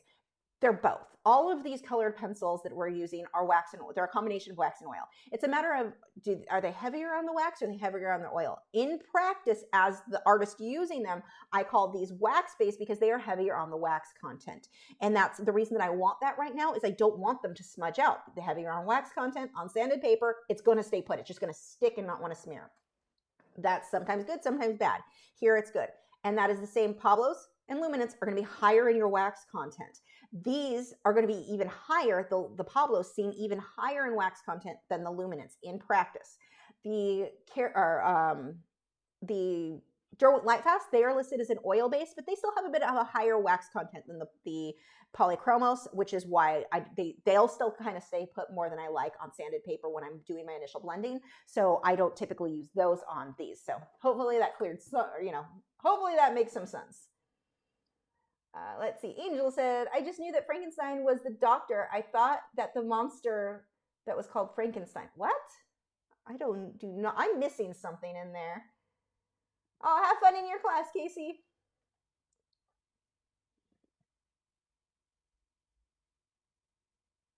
Let's see. Hello, Shiny said, all plants get eaten in my house because I think it's okay to let the sheep inside. Oh my gosh. I want sheep. Actually, I want goats. Goats would be the thing I think are so, well, my husband wants goats. We go to there's a place locally that has, I've gone there once. I need to go again. They have like camels and zebras and all kinds of different animals. They've got a lot of different critters, horses, cows. I mean, just tons of stuff. It's like a wildlife kind of preserve type. I don't know. But anyway, it's not local wildlife. They had a goat thing, like a petting zoo for kids. I, of course, am going to go in to get photos. My husband buys the food so he can feed them, and he's sitting there squealing like the other kids. The other adults are probably like, why is this grown man in here? This is the kids, my toddler's in here. And Matt's in there playing with the goats. He loves goats. So goats and alpacas and anything like that. So I would love someday to live somewhere where he could have a goat. Although I'd probably never see him again because he'd like move outside so he could sleep with the goat. That sounds wrong. So these little hairs, see when I blend and I go over it, they don't really blend like I would get with the Polychromos, which is a good thing right now. Just making some little furs. Now, if you look at the reference photo, the fur sticking out here is more of a darker gray. That's not going to show up. So I'm changing mine and adding the white to fluff him up out here.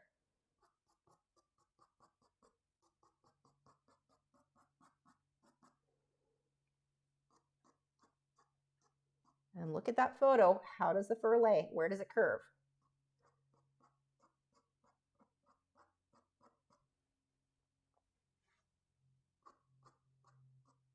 And I'm not pushing very hard with this. And I do want this one to be fairly sharp because this is staying put pretty much where I put it.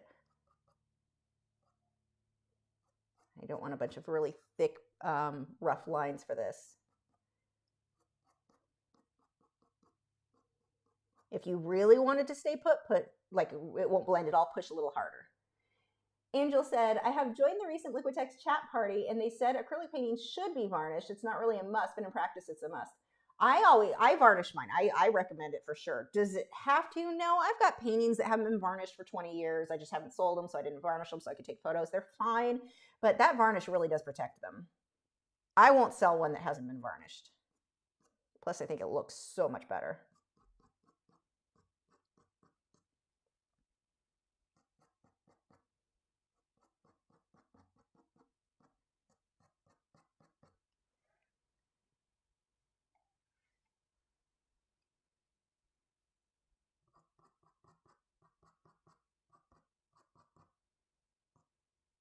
Yeah, I was impressed though with the bird. Maybe I told you guys this on Wednesday. They brought two birds, two ringnecks.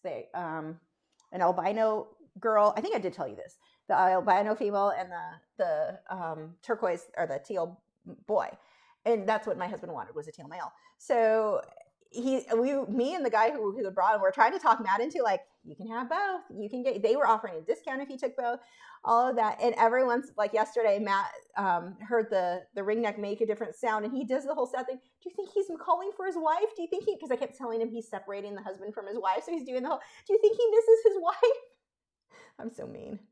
No, he doesn't. He's 5 months old. The bird wasn't that, like, he's not really bonded at that stage. He was just, used to that bird being there, and he's adjusting fine, but it's really funny. It's easy to mess with my husband.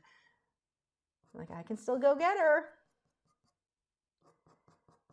But I was really impressed. He was worried that he wouldn't be able to spend, really give enough time to all 3 birds, or all 4 if he got 4. So that was impressive, because he is such an animal lover. He wants all the animals. Like, if something happens to me before him, he's going to fill his house. He will just turn into an animal hoarder where someone's going to have to check on him. George said, baby goats are so cute, it should be illegal. I agree. Paul said, just saw someone on TLC channel having a lynx as a pet. Is that legal, though? It might be, depending on the state. I don't think I would want one. That doesn't seem like the most practical pet. Sometimes people want, my nose is itchy again. Sometimes people want something just because it's rare, or kind of like we were talking about earlier, where very, very wealthy people have a tendency, the status thing. They want the artwork that is very expensive and other people can't afford. I think you get that sometimes with pets too, where people are like, here's something really weird and rare, even though it doesn't make a good pet, I'm going to get it. I don't actually know a lot about lynx, but yeah, I don't know. Some states, depending on the license you get, you can have some different exotic animals. I don't think it's a good idea in most cases. It actually kind of makes me mad. Sally said, do you use the same type of varnish on all your mediums? No, every medium has a different varnish. Oh my gosh, itchy nose, please stop. I'm live streaming, stop. Let's see, for oils, I use Gamvar by Gamblin. For acrylics, I use Liquitex the high gloss varnish, or extra high gloss, something like that varnish. For colored pencil, if it's on hot press watercolor paper, I don't use any varnish. If it's on sanded paper, in this case, it's colored pencil over pastel matte, I'm using Spectrafix. If I were using powder blender and just colored pencil, I would use the Final Fixative from brushandpencil.com. I do the Spectrafix, you can use on charcoal. I use it on that, so it depends on what it is. Let's see. Hello Shiny said, I keep calling my lamb a goat and his name is Llama, and I take him everywhere on a leash and in the car like a dog. He definitely has species fluidity issues. Oh my gosh, that's hilarious. Anna said, how do you deal with some pencils not being 100% light fast? For example, in some polychromo set has 2 and 1 star rating and the best 3-star. Do you still use the 2s and 1s? The 2s, yes. The 1s, no. I think there's only like 2 of the 1 stars. Those I pulled from my set. Stop itching nose. I pulled those from my set. But I forget what it works out to. I have it written down, how the star rating translates to ASTM and Blue Wool scale. It's on my website somewhere. But yeah, the 2 stars are fine. The 1 stars are fine, or the 2s and the 3s are fine, not the 1s. I won't use anything that ranks lower than a 5.5 on the Blue Wool scale, or lower than, what is it on ASTM? Anything lower than a 2 or a 3, and I don't remember, because I can't remember what that translates to on Blue Wool. I have to write it down because I don't remember things.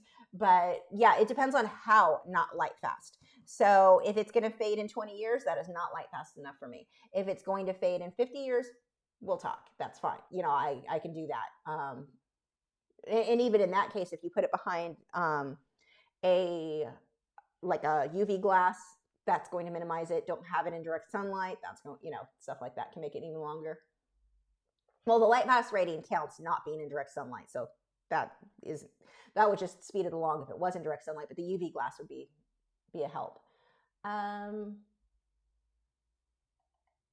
Julie said, I found out that one of my Gray's litter mates is going to be up for adoption in 3 to 4 months. She broke her leg on her last race. Oh, poor thing. You should adopt her. Paul said, honestly, I kind of want one because they're cute, but I guess they're harmful. But gosh, I want one. They're like tigers, but a cat face. Just get a cat. they're rotten and knock all your stuff down, but on a smaller scale.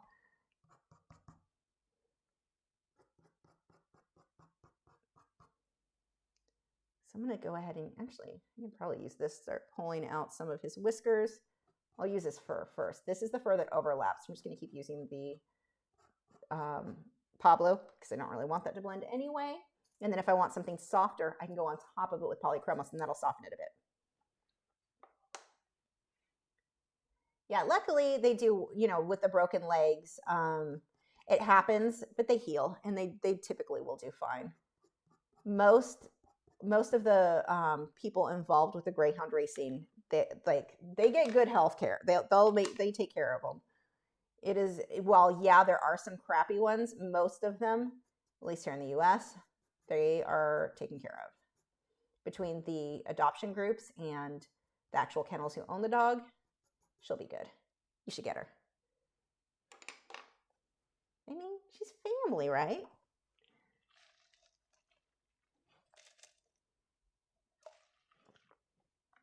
I need a more golden type. Yeah, this one will work.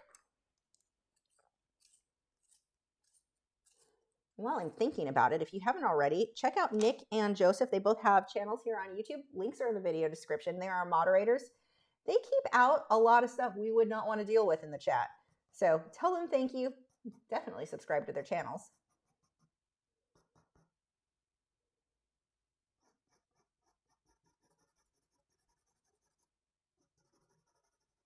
So here, this is going to be a little bit dark on the orange, and then I'll blend out with white. See, as I blend this, see how you can still see, I don't know if it really shows that well, but you can still see those little white hairs I did with the Pablo. They stay. They don't really blend out like the polychromos does. And that's not to say one's better than the other. It's they have different times that one would be better than the other.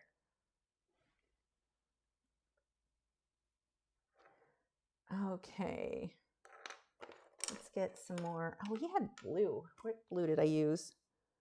Probably a light sky blue or ultramarine blue. Most likely be one of these two. I prefer the ultramarine. There we go. We'll use you. Yeah, I know some of the countries, like, is it Spain? They have when they use either Iberian hounds or their greyhounds, the Galagos, all of those, they will not take care of broken legs and such. Here in the US, that's why I know a lot of people are all anti-racing. No, it's actually done very well in most. It is rare to have a racing greyhound not treated properly and well in the US. You're more likely to see one not treated well by a pet home than you are by the racing groups. Because they're not going to race well if they're not treated well. But which is always kind of a funny thing. It's like you realize you can't force them to run well. But anyway, some areas they are not. And so it's like, it's lucky. I'm glad she's here in the US because she will get good treatment here. They will fix her up. Paul said, some would make a tiger as a pet too. Wow. Yeah, some do. And that's not okay. Okay.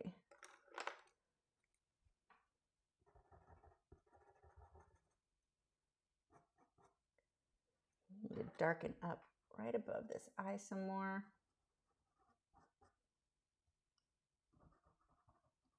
Just where that shadow is from the upper eyelid.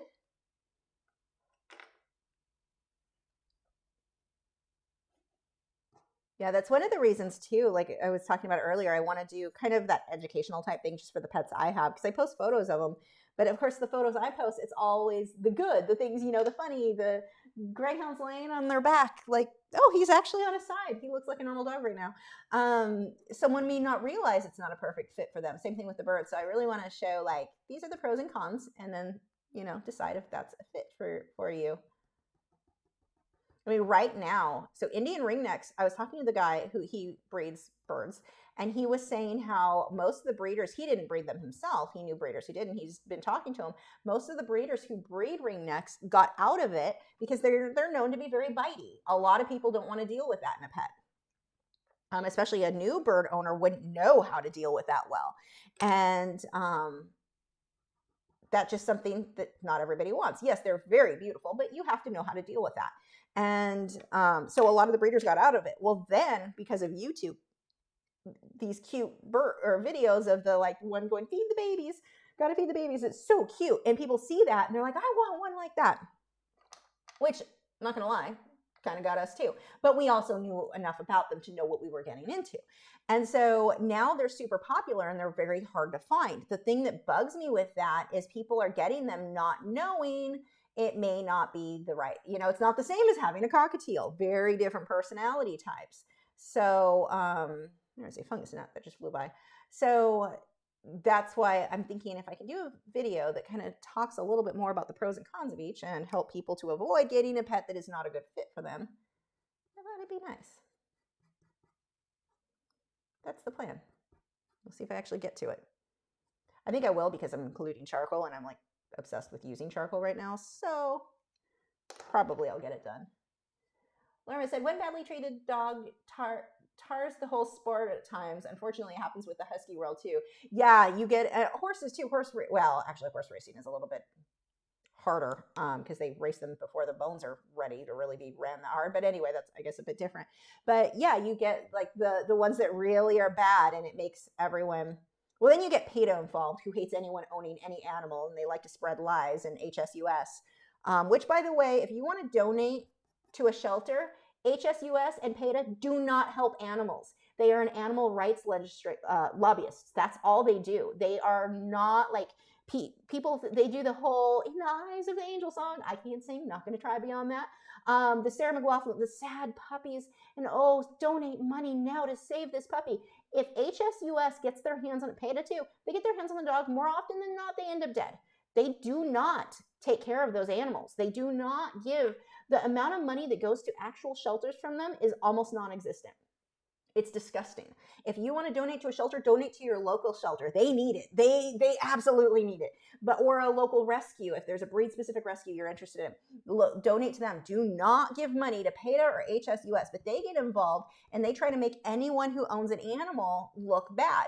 And it's like, I can take a video of these boys because the way they'll put their head down and their eyes up, and if I put the right music with it, I can convince you they're abused. And that's what PETA and HSUS are doing. And they try to make it sound like everything is. Do not give money to the corrupt, horrible liars that do not care about the animals. And it's sad because a lot of people who support PETA think it's about caring for animals, and it's not. That is not what that foundation does. So maybe in a few cases, but in almost all of them, that is not who you want to donate money to. But they are the ones that are heavily involved in getting greyhound racing shut down. And it's like, and you have a few greyhound owners who bought into the bull that they spread. Oh, it's so evil. It's so horrible. Not usually. Also, where do you think you're getting your next greyhound from if they are shut down? But yeah, anyway, don't give money to those corrupt places. Let's see. Julie said, yes, she's in the care of a Dallas Greyhound group that helps a lot of the racers out. Is it Greyhounds Unlimited or Galt? We use Greyhounds Unlimited or who my boys are from. They're up here in this area.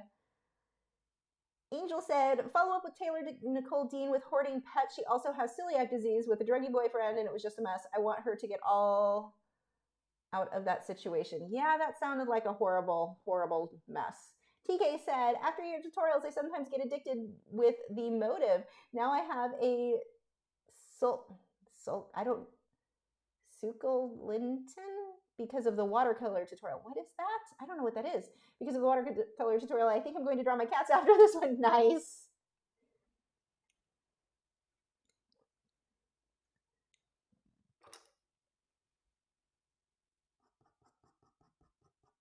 Back to more fur, defining the face a bit more. I'm really glad we are dragging this out into like those final details of making things look good, because he's going to need some more, and I want him to be really good. Even the pumpkin, like there's stuff I need to do all over the place. So as much as I didn't want to drag this out for another lesson, I'm glad we're going to. Well, apparently too, because we want fireflies too.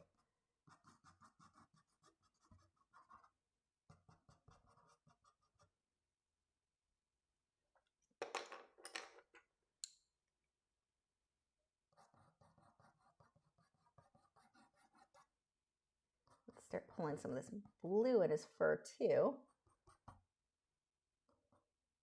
And I'll actually use that blue along the edge of the pumpkin. I'll need to pull that around in a few areas to make it work. We'll do blue and purple. And so what's happening is I'm pulling the blue here. The blue is nowhere else in this painting. So I've got to pull blue in the grass. I'll put blue in a few other places to make it balance out, but I love that look, that just glow, that edging of blue. If you see me squint constantly, what I'm doing when I squint, it blurs everything out. And so it's kind of the equivalent of getting up and looking at it from a distance. Things will stand out to you that you might not have noticed. Like, oh, that is too blue in this area, or I could use more blue in that area. And so when you see me kind of sit back and do the squinty thing, that's what I'm doing. Julie said she's with Galt. Cool. Angel said, oh, Lisa is spilling the tea. Yeah, the reason I didn't go with Galt, I looked at Galt, but their adoption paperwork, they were like, we require that you, now I'm not an anti-vaxxer. I vaccinate my animals, but the thing is, I don't over-vaccinate my animals. And one of the things that they do is, our Galt's adoption paperwork, they were like, even if, it's funny, so the reason I decided not to do it was their requirements about cats. I don't own cats. I'm never going to own cats. Yeah, I didn't like the way they wrote the thing, but it was like, even if you have a cat, your cat needs to be fully vaccinated. A cat can't, the cats don't carry the same, I mean, besides rabies, that a dog would. It was a little bit, it was definitely off-putting the way that their adoption paperwork, like, to fill out was. And so that's why I ended up, I liked the adoption stuff with Greyhounds Unlimited. That's how I ended up working with them. But I thought it was funny the way that they worded it. And that was me just being a stubborn person. I'm like, I don't like the way that you're demanding that an indoor-only cat needs to be over-vaccinated, which would cause autoimmune issues or potential autoimmune issues. I don't own cats. I'm never going to own it. What difference does it make to me? Apparently enough that I went with Greyhounds Unlimited. They're both actually really good foundations, though. Sally said, yes, his fur looks so soft and fluffy. I want to pet him. Me too. Heather said, I just finished, or almost, the pumpkin and teal where you go, where your orange is. Oh, I bet that's going to look, oh, I want to see that. I bet that's awesome. Next is a kitten, and I am dragging my feet to start on him.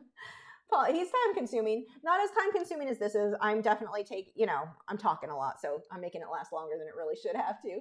Paul said, I love the Tanya Shatseva too. She's an acrylic painter who paints dreamy, vibrant faces. I'll have to look her up if I remember to. I won't remember. I remember nothing. You know what we ought to do in our art group is if one of you guys wants to go start a thread to share artists that you love and like links to their Instagram or Facebook. So normally we're like, don't link stuff. Don't link your own. I'm not asking you to share your own. This is not a self-promotion thing, but just artists that you think are cool, that you think people should check out. We should start like a single thread. I don't want a million of them going. I don't know if maybe Nick or Joseph, if you want to start it, but where people can share some of their favorite artists. And not just, I don't want just like super famous artists, but maybe just artists no one has seen before that are cool. That would be a fun post, I'm thinking. I guess I could start it too, huh?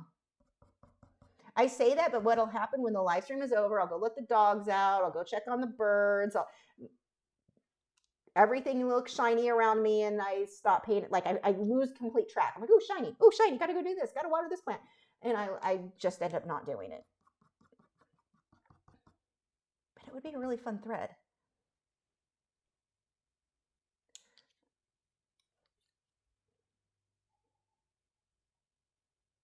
Let's see. Angel said, do you believe saging your house? No, I do not. I mean, I guess if it smells nice to you, go for it, but it's not something that I'm into.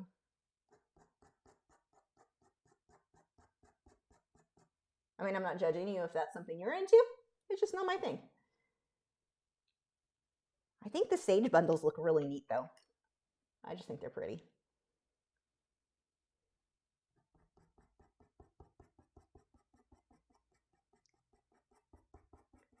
So see, now we can start working on these little things. This is going to need a lot of work. This whole area is a bit of a mess around his face, or like the bottom section here.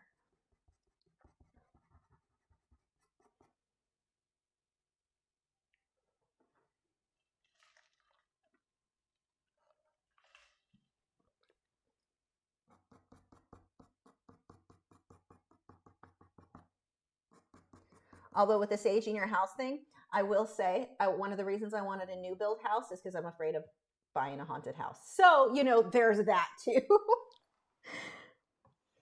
Ow, I think I pulled a hip.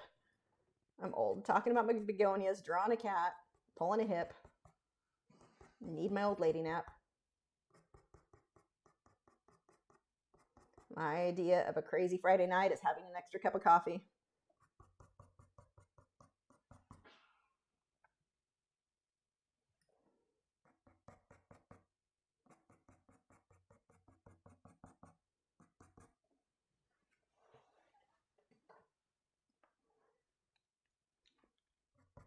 I'm really liking this blue on him. I like it better than the purple, which means I'm going to end up pulling some of that blue up there too. Well, the pumpkin helps. Let's see. Let's start using the polychromos. I want to soften this quite a bit.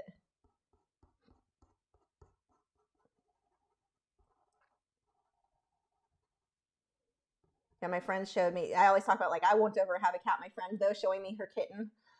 It makes me want one. I mean, I'm lucky, I guess, in that my dogs eat cat. Or Gibson failed his cat test. I am certain Wade did not have a cat test. I have no doubt he'd fail it. So it keeps me from having. I didn't end up with way too many animals. I occasionally see one of these guys, and I'm like, oh, it's so cute though. But you will eat all my plants. And I don't do litter boxes. Sarah said, PETA is also against service dogs, and some disabled people wouldn't be able to leave their houses or would end up in the hospital without their service dog. Yeah, PETA, one of the things that they do,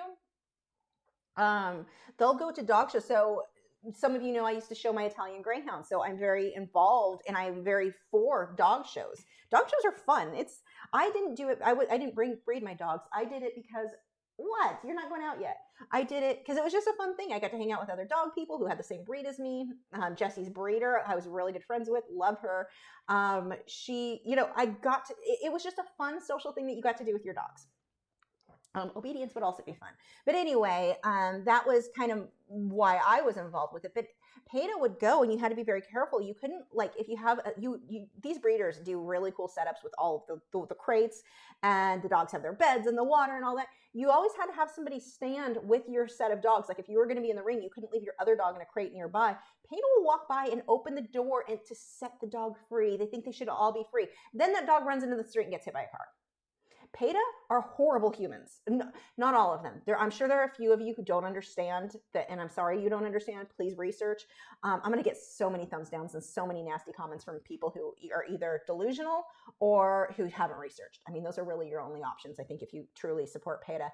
I'm sorry. I have a huge issue with somebody who would hurt an animal, and that's what PETA does. Setting animals free because they should be free.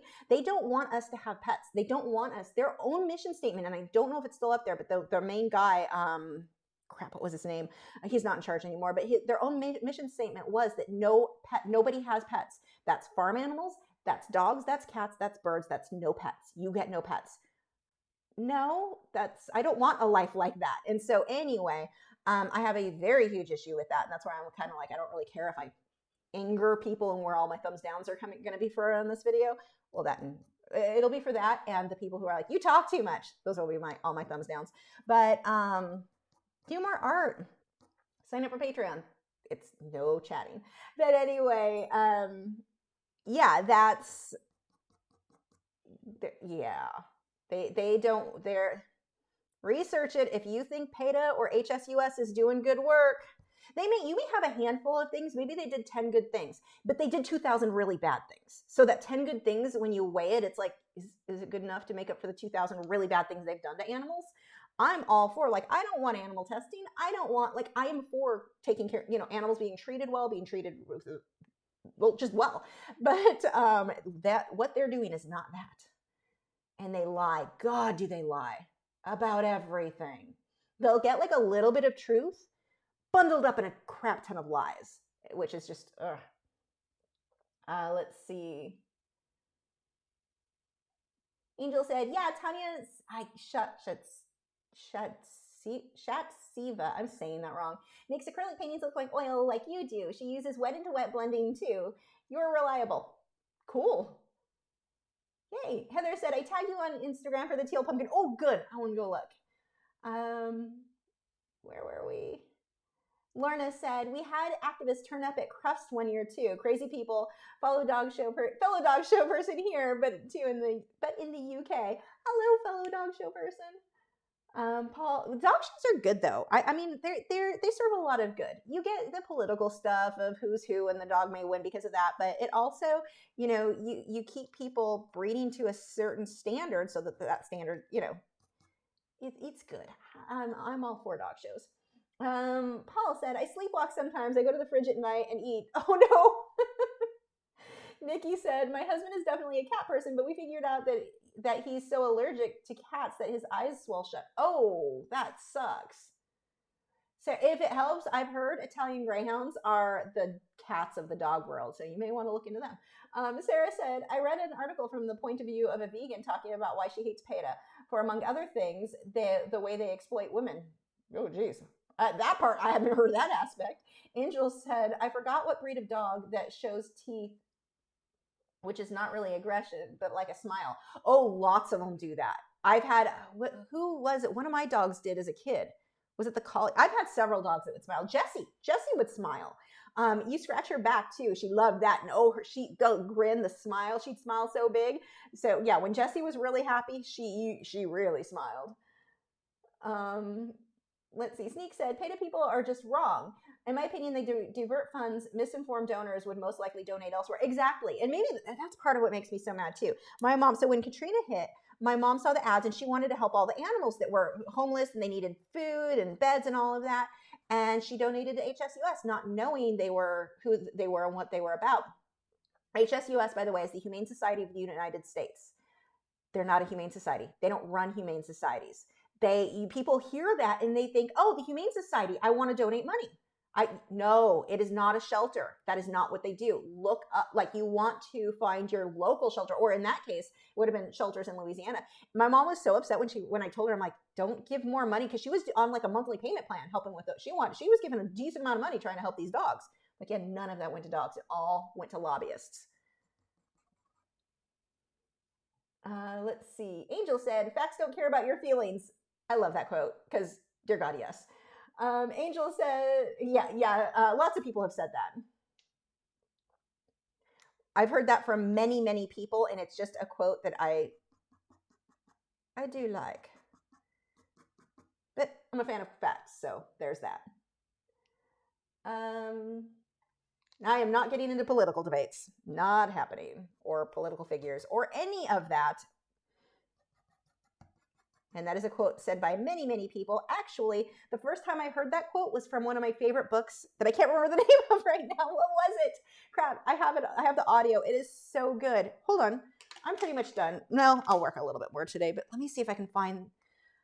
Oh, what was it? I don't want to say what they were because I don't want to give up too much on these. Let's see. I should be able to find it in my Audible library. I have to listen to it. I haven't listened to it in so long. That's going to be one of my next ones. Not started, download, finished. I have to go way back. This set of books, though, if you like fantasy type, or like, it's kind of a post-apocalyptic type thing.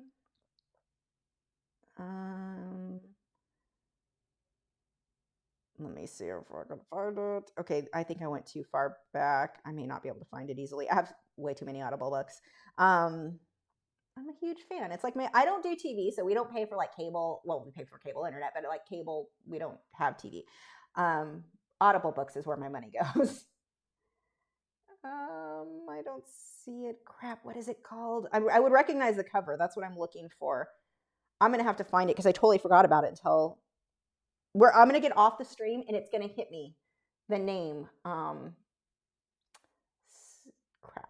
Maybe it would be under not started because they refreshed with the new phone and it thinks I didn't read things I read many times. No, it is not showing. I would probably have to log in on the website. It's not showing in here. I can't remember the name now. Oh, it's going to drive me crazy. I don't even know if I've ever talked to you guys about it because it's been so long. But it was a character in that book that said, facts don't care about your feelings. It was the first time I ever heard that. And it was like, that's so true. But, it's going to drive me crazy. What are those books called? But yeah, it's a post-apocalyptic thing. So good. Anyway, let's see. Sergi said, the kitten looks just about to roll out of the, well, I can't talk. The kitten looks just about to roll out the pumpkin off the table. Yeah, he's got that look on his face, doesn't he? I need to poof up his face, this area. I'm going to pull some darks out. I don't like how it just kind of flattens out there.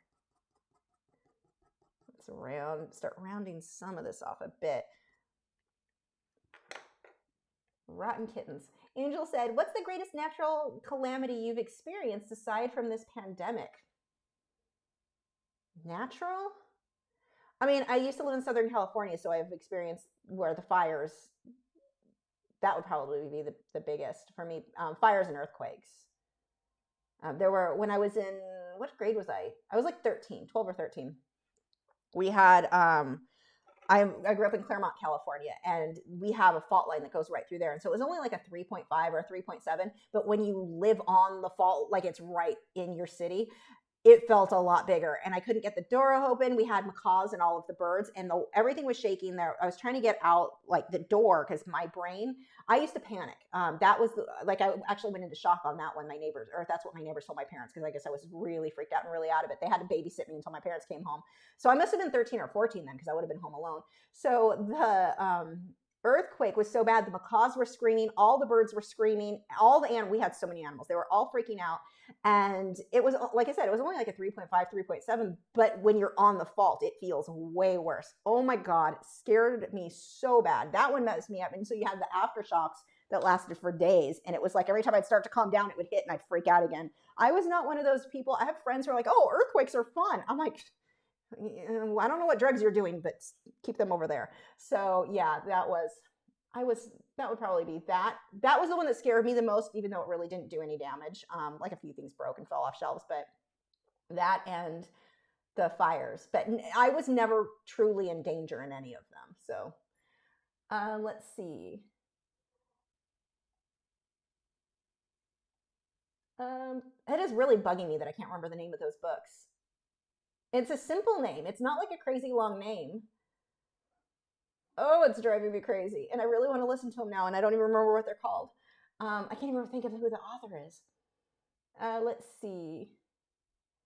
Sergi said, tell me about it. I read 6 books in the past week from Audible. Fall weather calls for some good mystery thrillers to remind me how good I am at having it compared to other people. Oh, yeah, some of the, yes, I know what you mean. George said, would you be happy with less detail if you used only pan pastel to do the kitten? Or do you like I need more details. The pan pastels, I'm not going to get as much detail as I would want. Nick said, the heart is not a sensory organ. Me.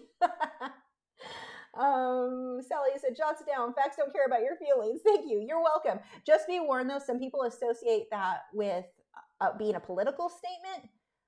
I don't. I read it in a book first. I love the statement, but it was from a book. God, what are those books' names? It's got to be in my Audible. Why am I not finding it? And it's like, I can picture the cover. Is it under not started? Which wouldn't make sense. I looked at that. Downloaded? I don't think I downloaded that one. On this phone anyway. It wouldn't be here. Oh, stop. You're fine. Oh, Wade, are you dreaming? Wade, wake up. You're whining in your sleep. Being that we're pretty much done for the day, I'm going to go ahead and see if I can find that book to tell you guys, because they're good. It's a trilogy. So good. Like, I've listened to it so many times. I haven't listened to it in years. I wonder if I'd still think it was as good. But, no, it's not in there. Dang it. Downloaded, started. Yeah, it's showing on my phone. I have 91 titles. Nah. Oh, wait, no. Yeah, there we go. When I go to all titles, it's 370. That's why I can't find it. Let's go recent length title author. I wonder what would be the easiest way to, I guess just recent and look at the oldest. Let's see.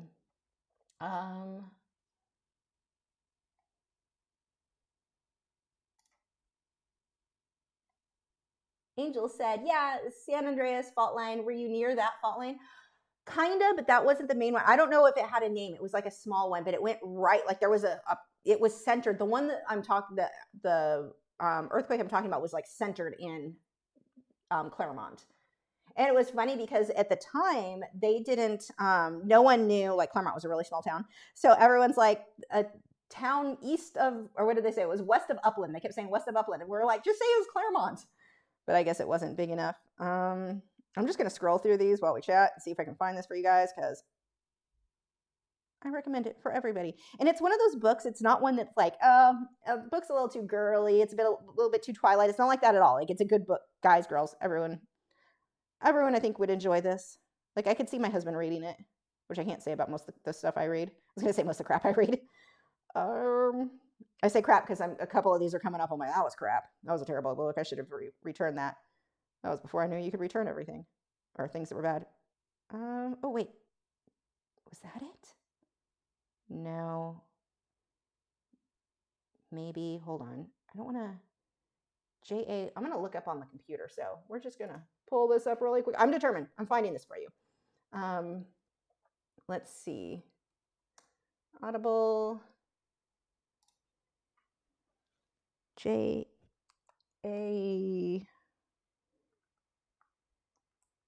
Redmersky? Is that who it is? Or that's not the name of the book. None of these look familiar. Oh, no, this isn't going to be that. That's actually a terrible. No, that's actually a crap author. Crap books. Wasn't that one. It was old, though, so, you know, I was getting closer.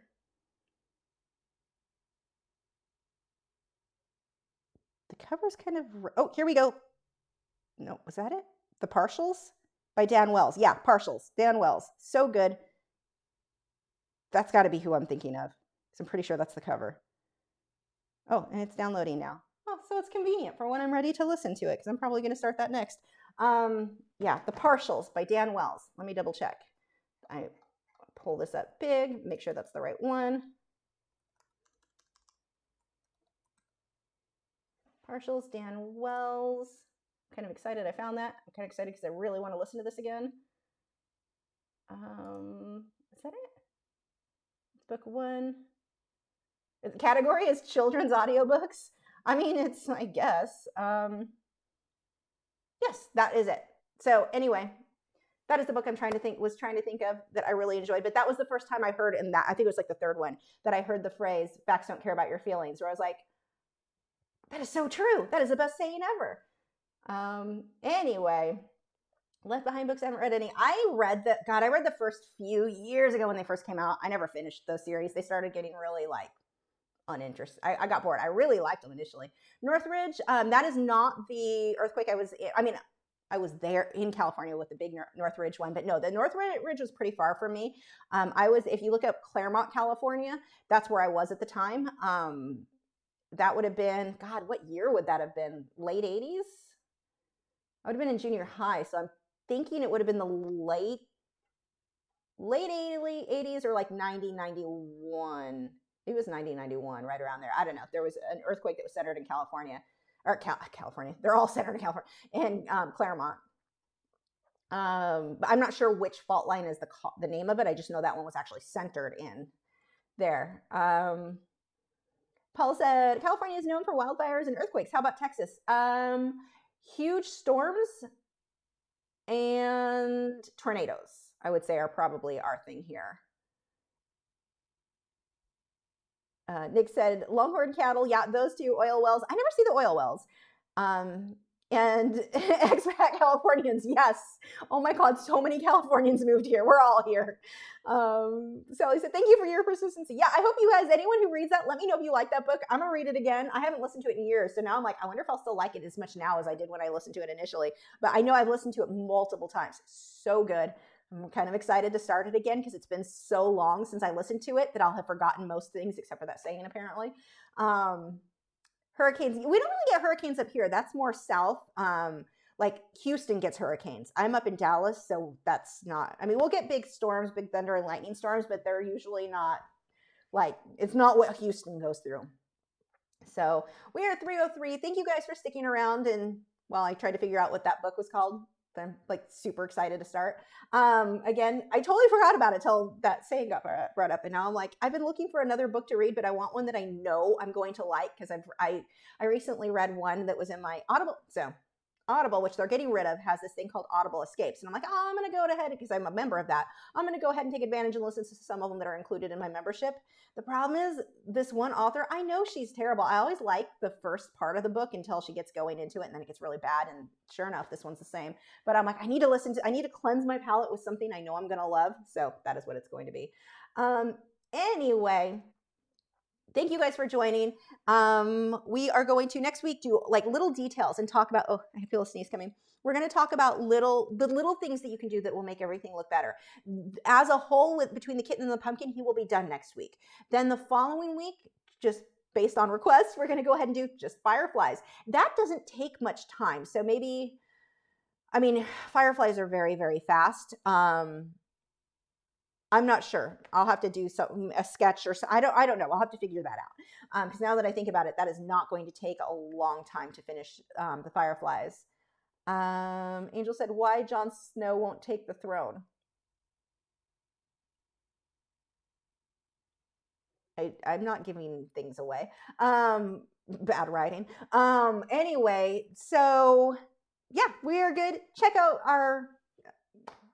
my brain just shut down. Check out Nick and Joseph's channels. Links are in the video description. All the supplies I've been using should be in the description. If I did my job, I probably didn't. And yeah, I will see you guys Wednesday. I don't know what we're doing Wednesday. I don't know. I will let you know. I'll see you then. Bye.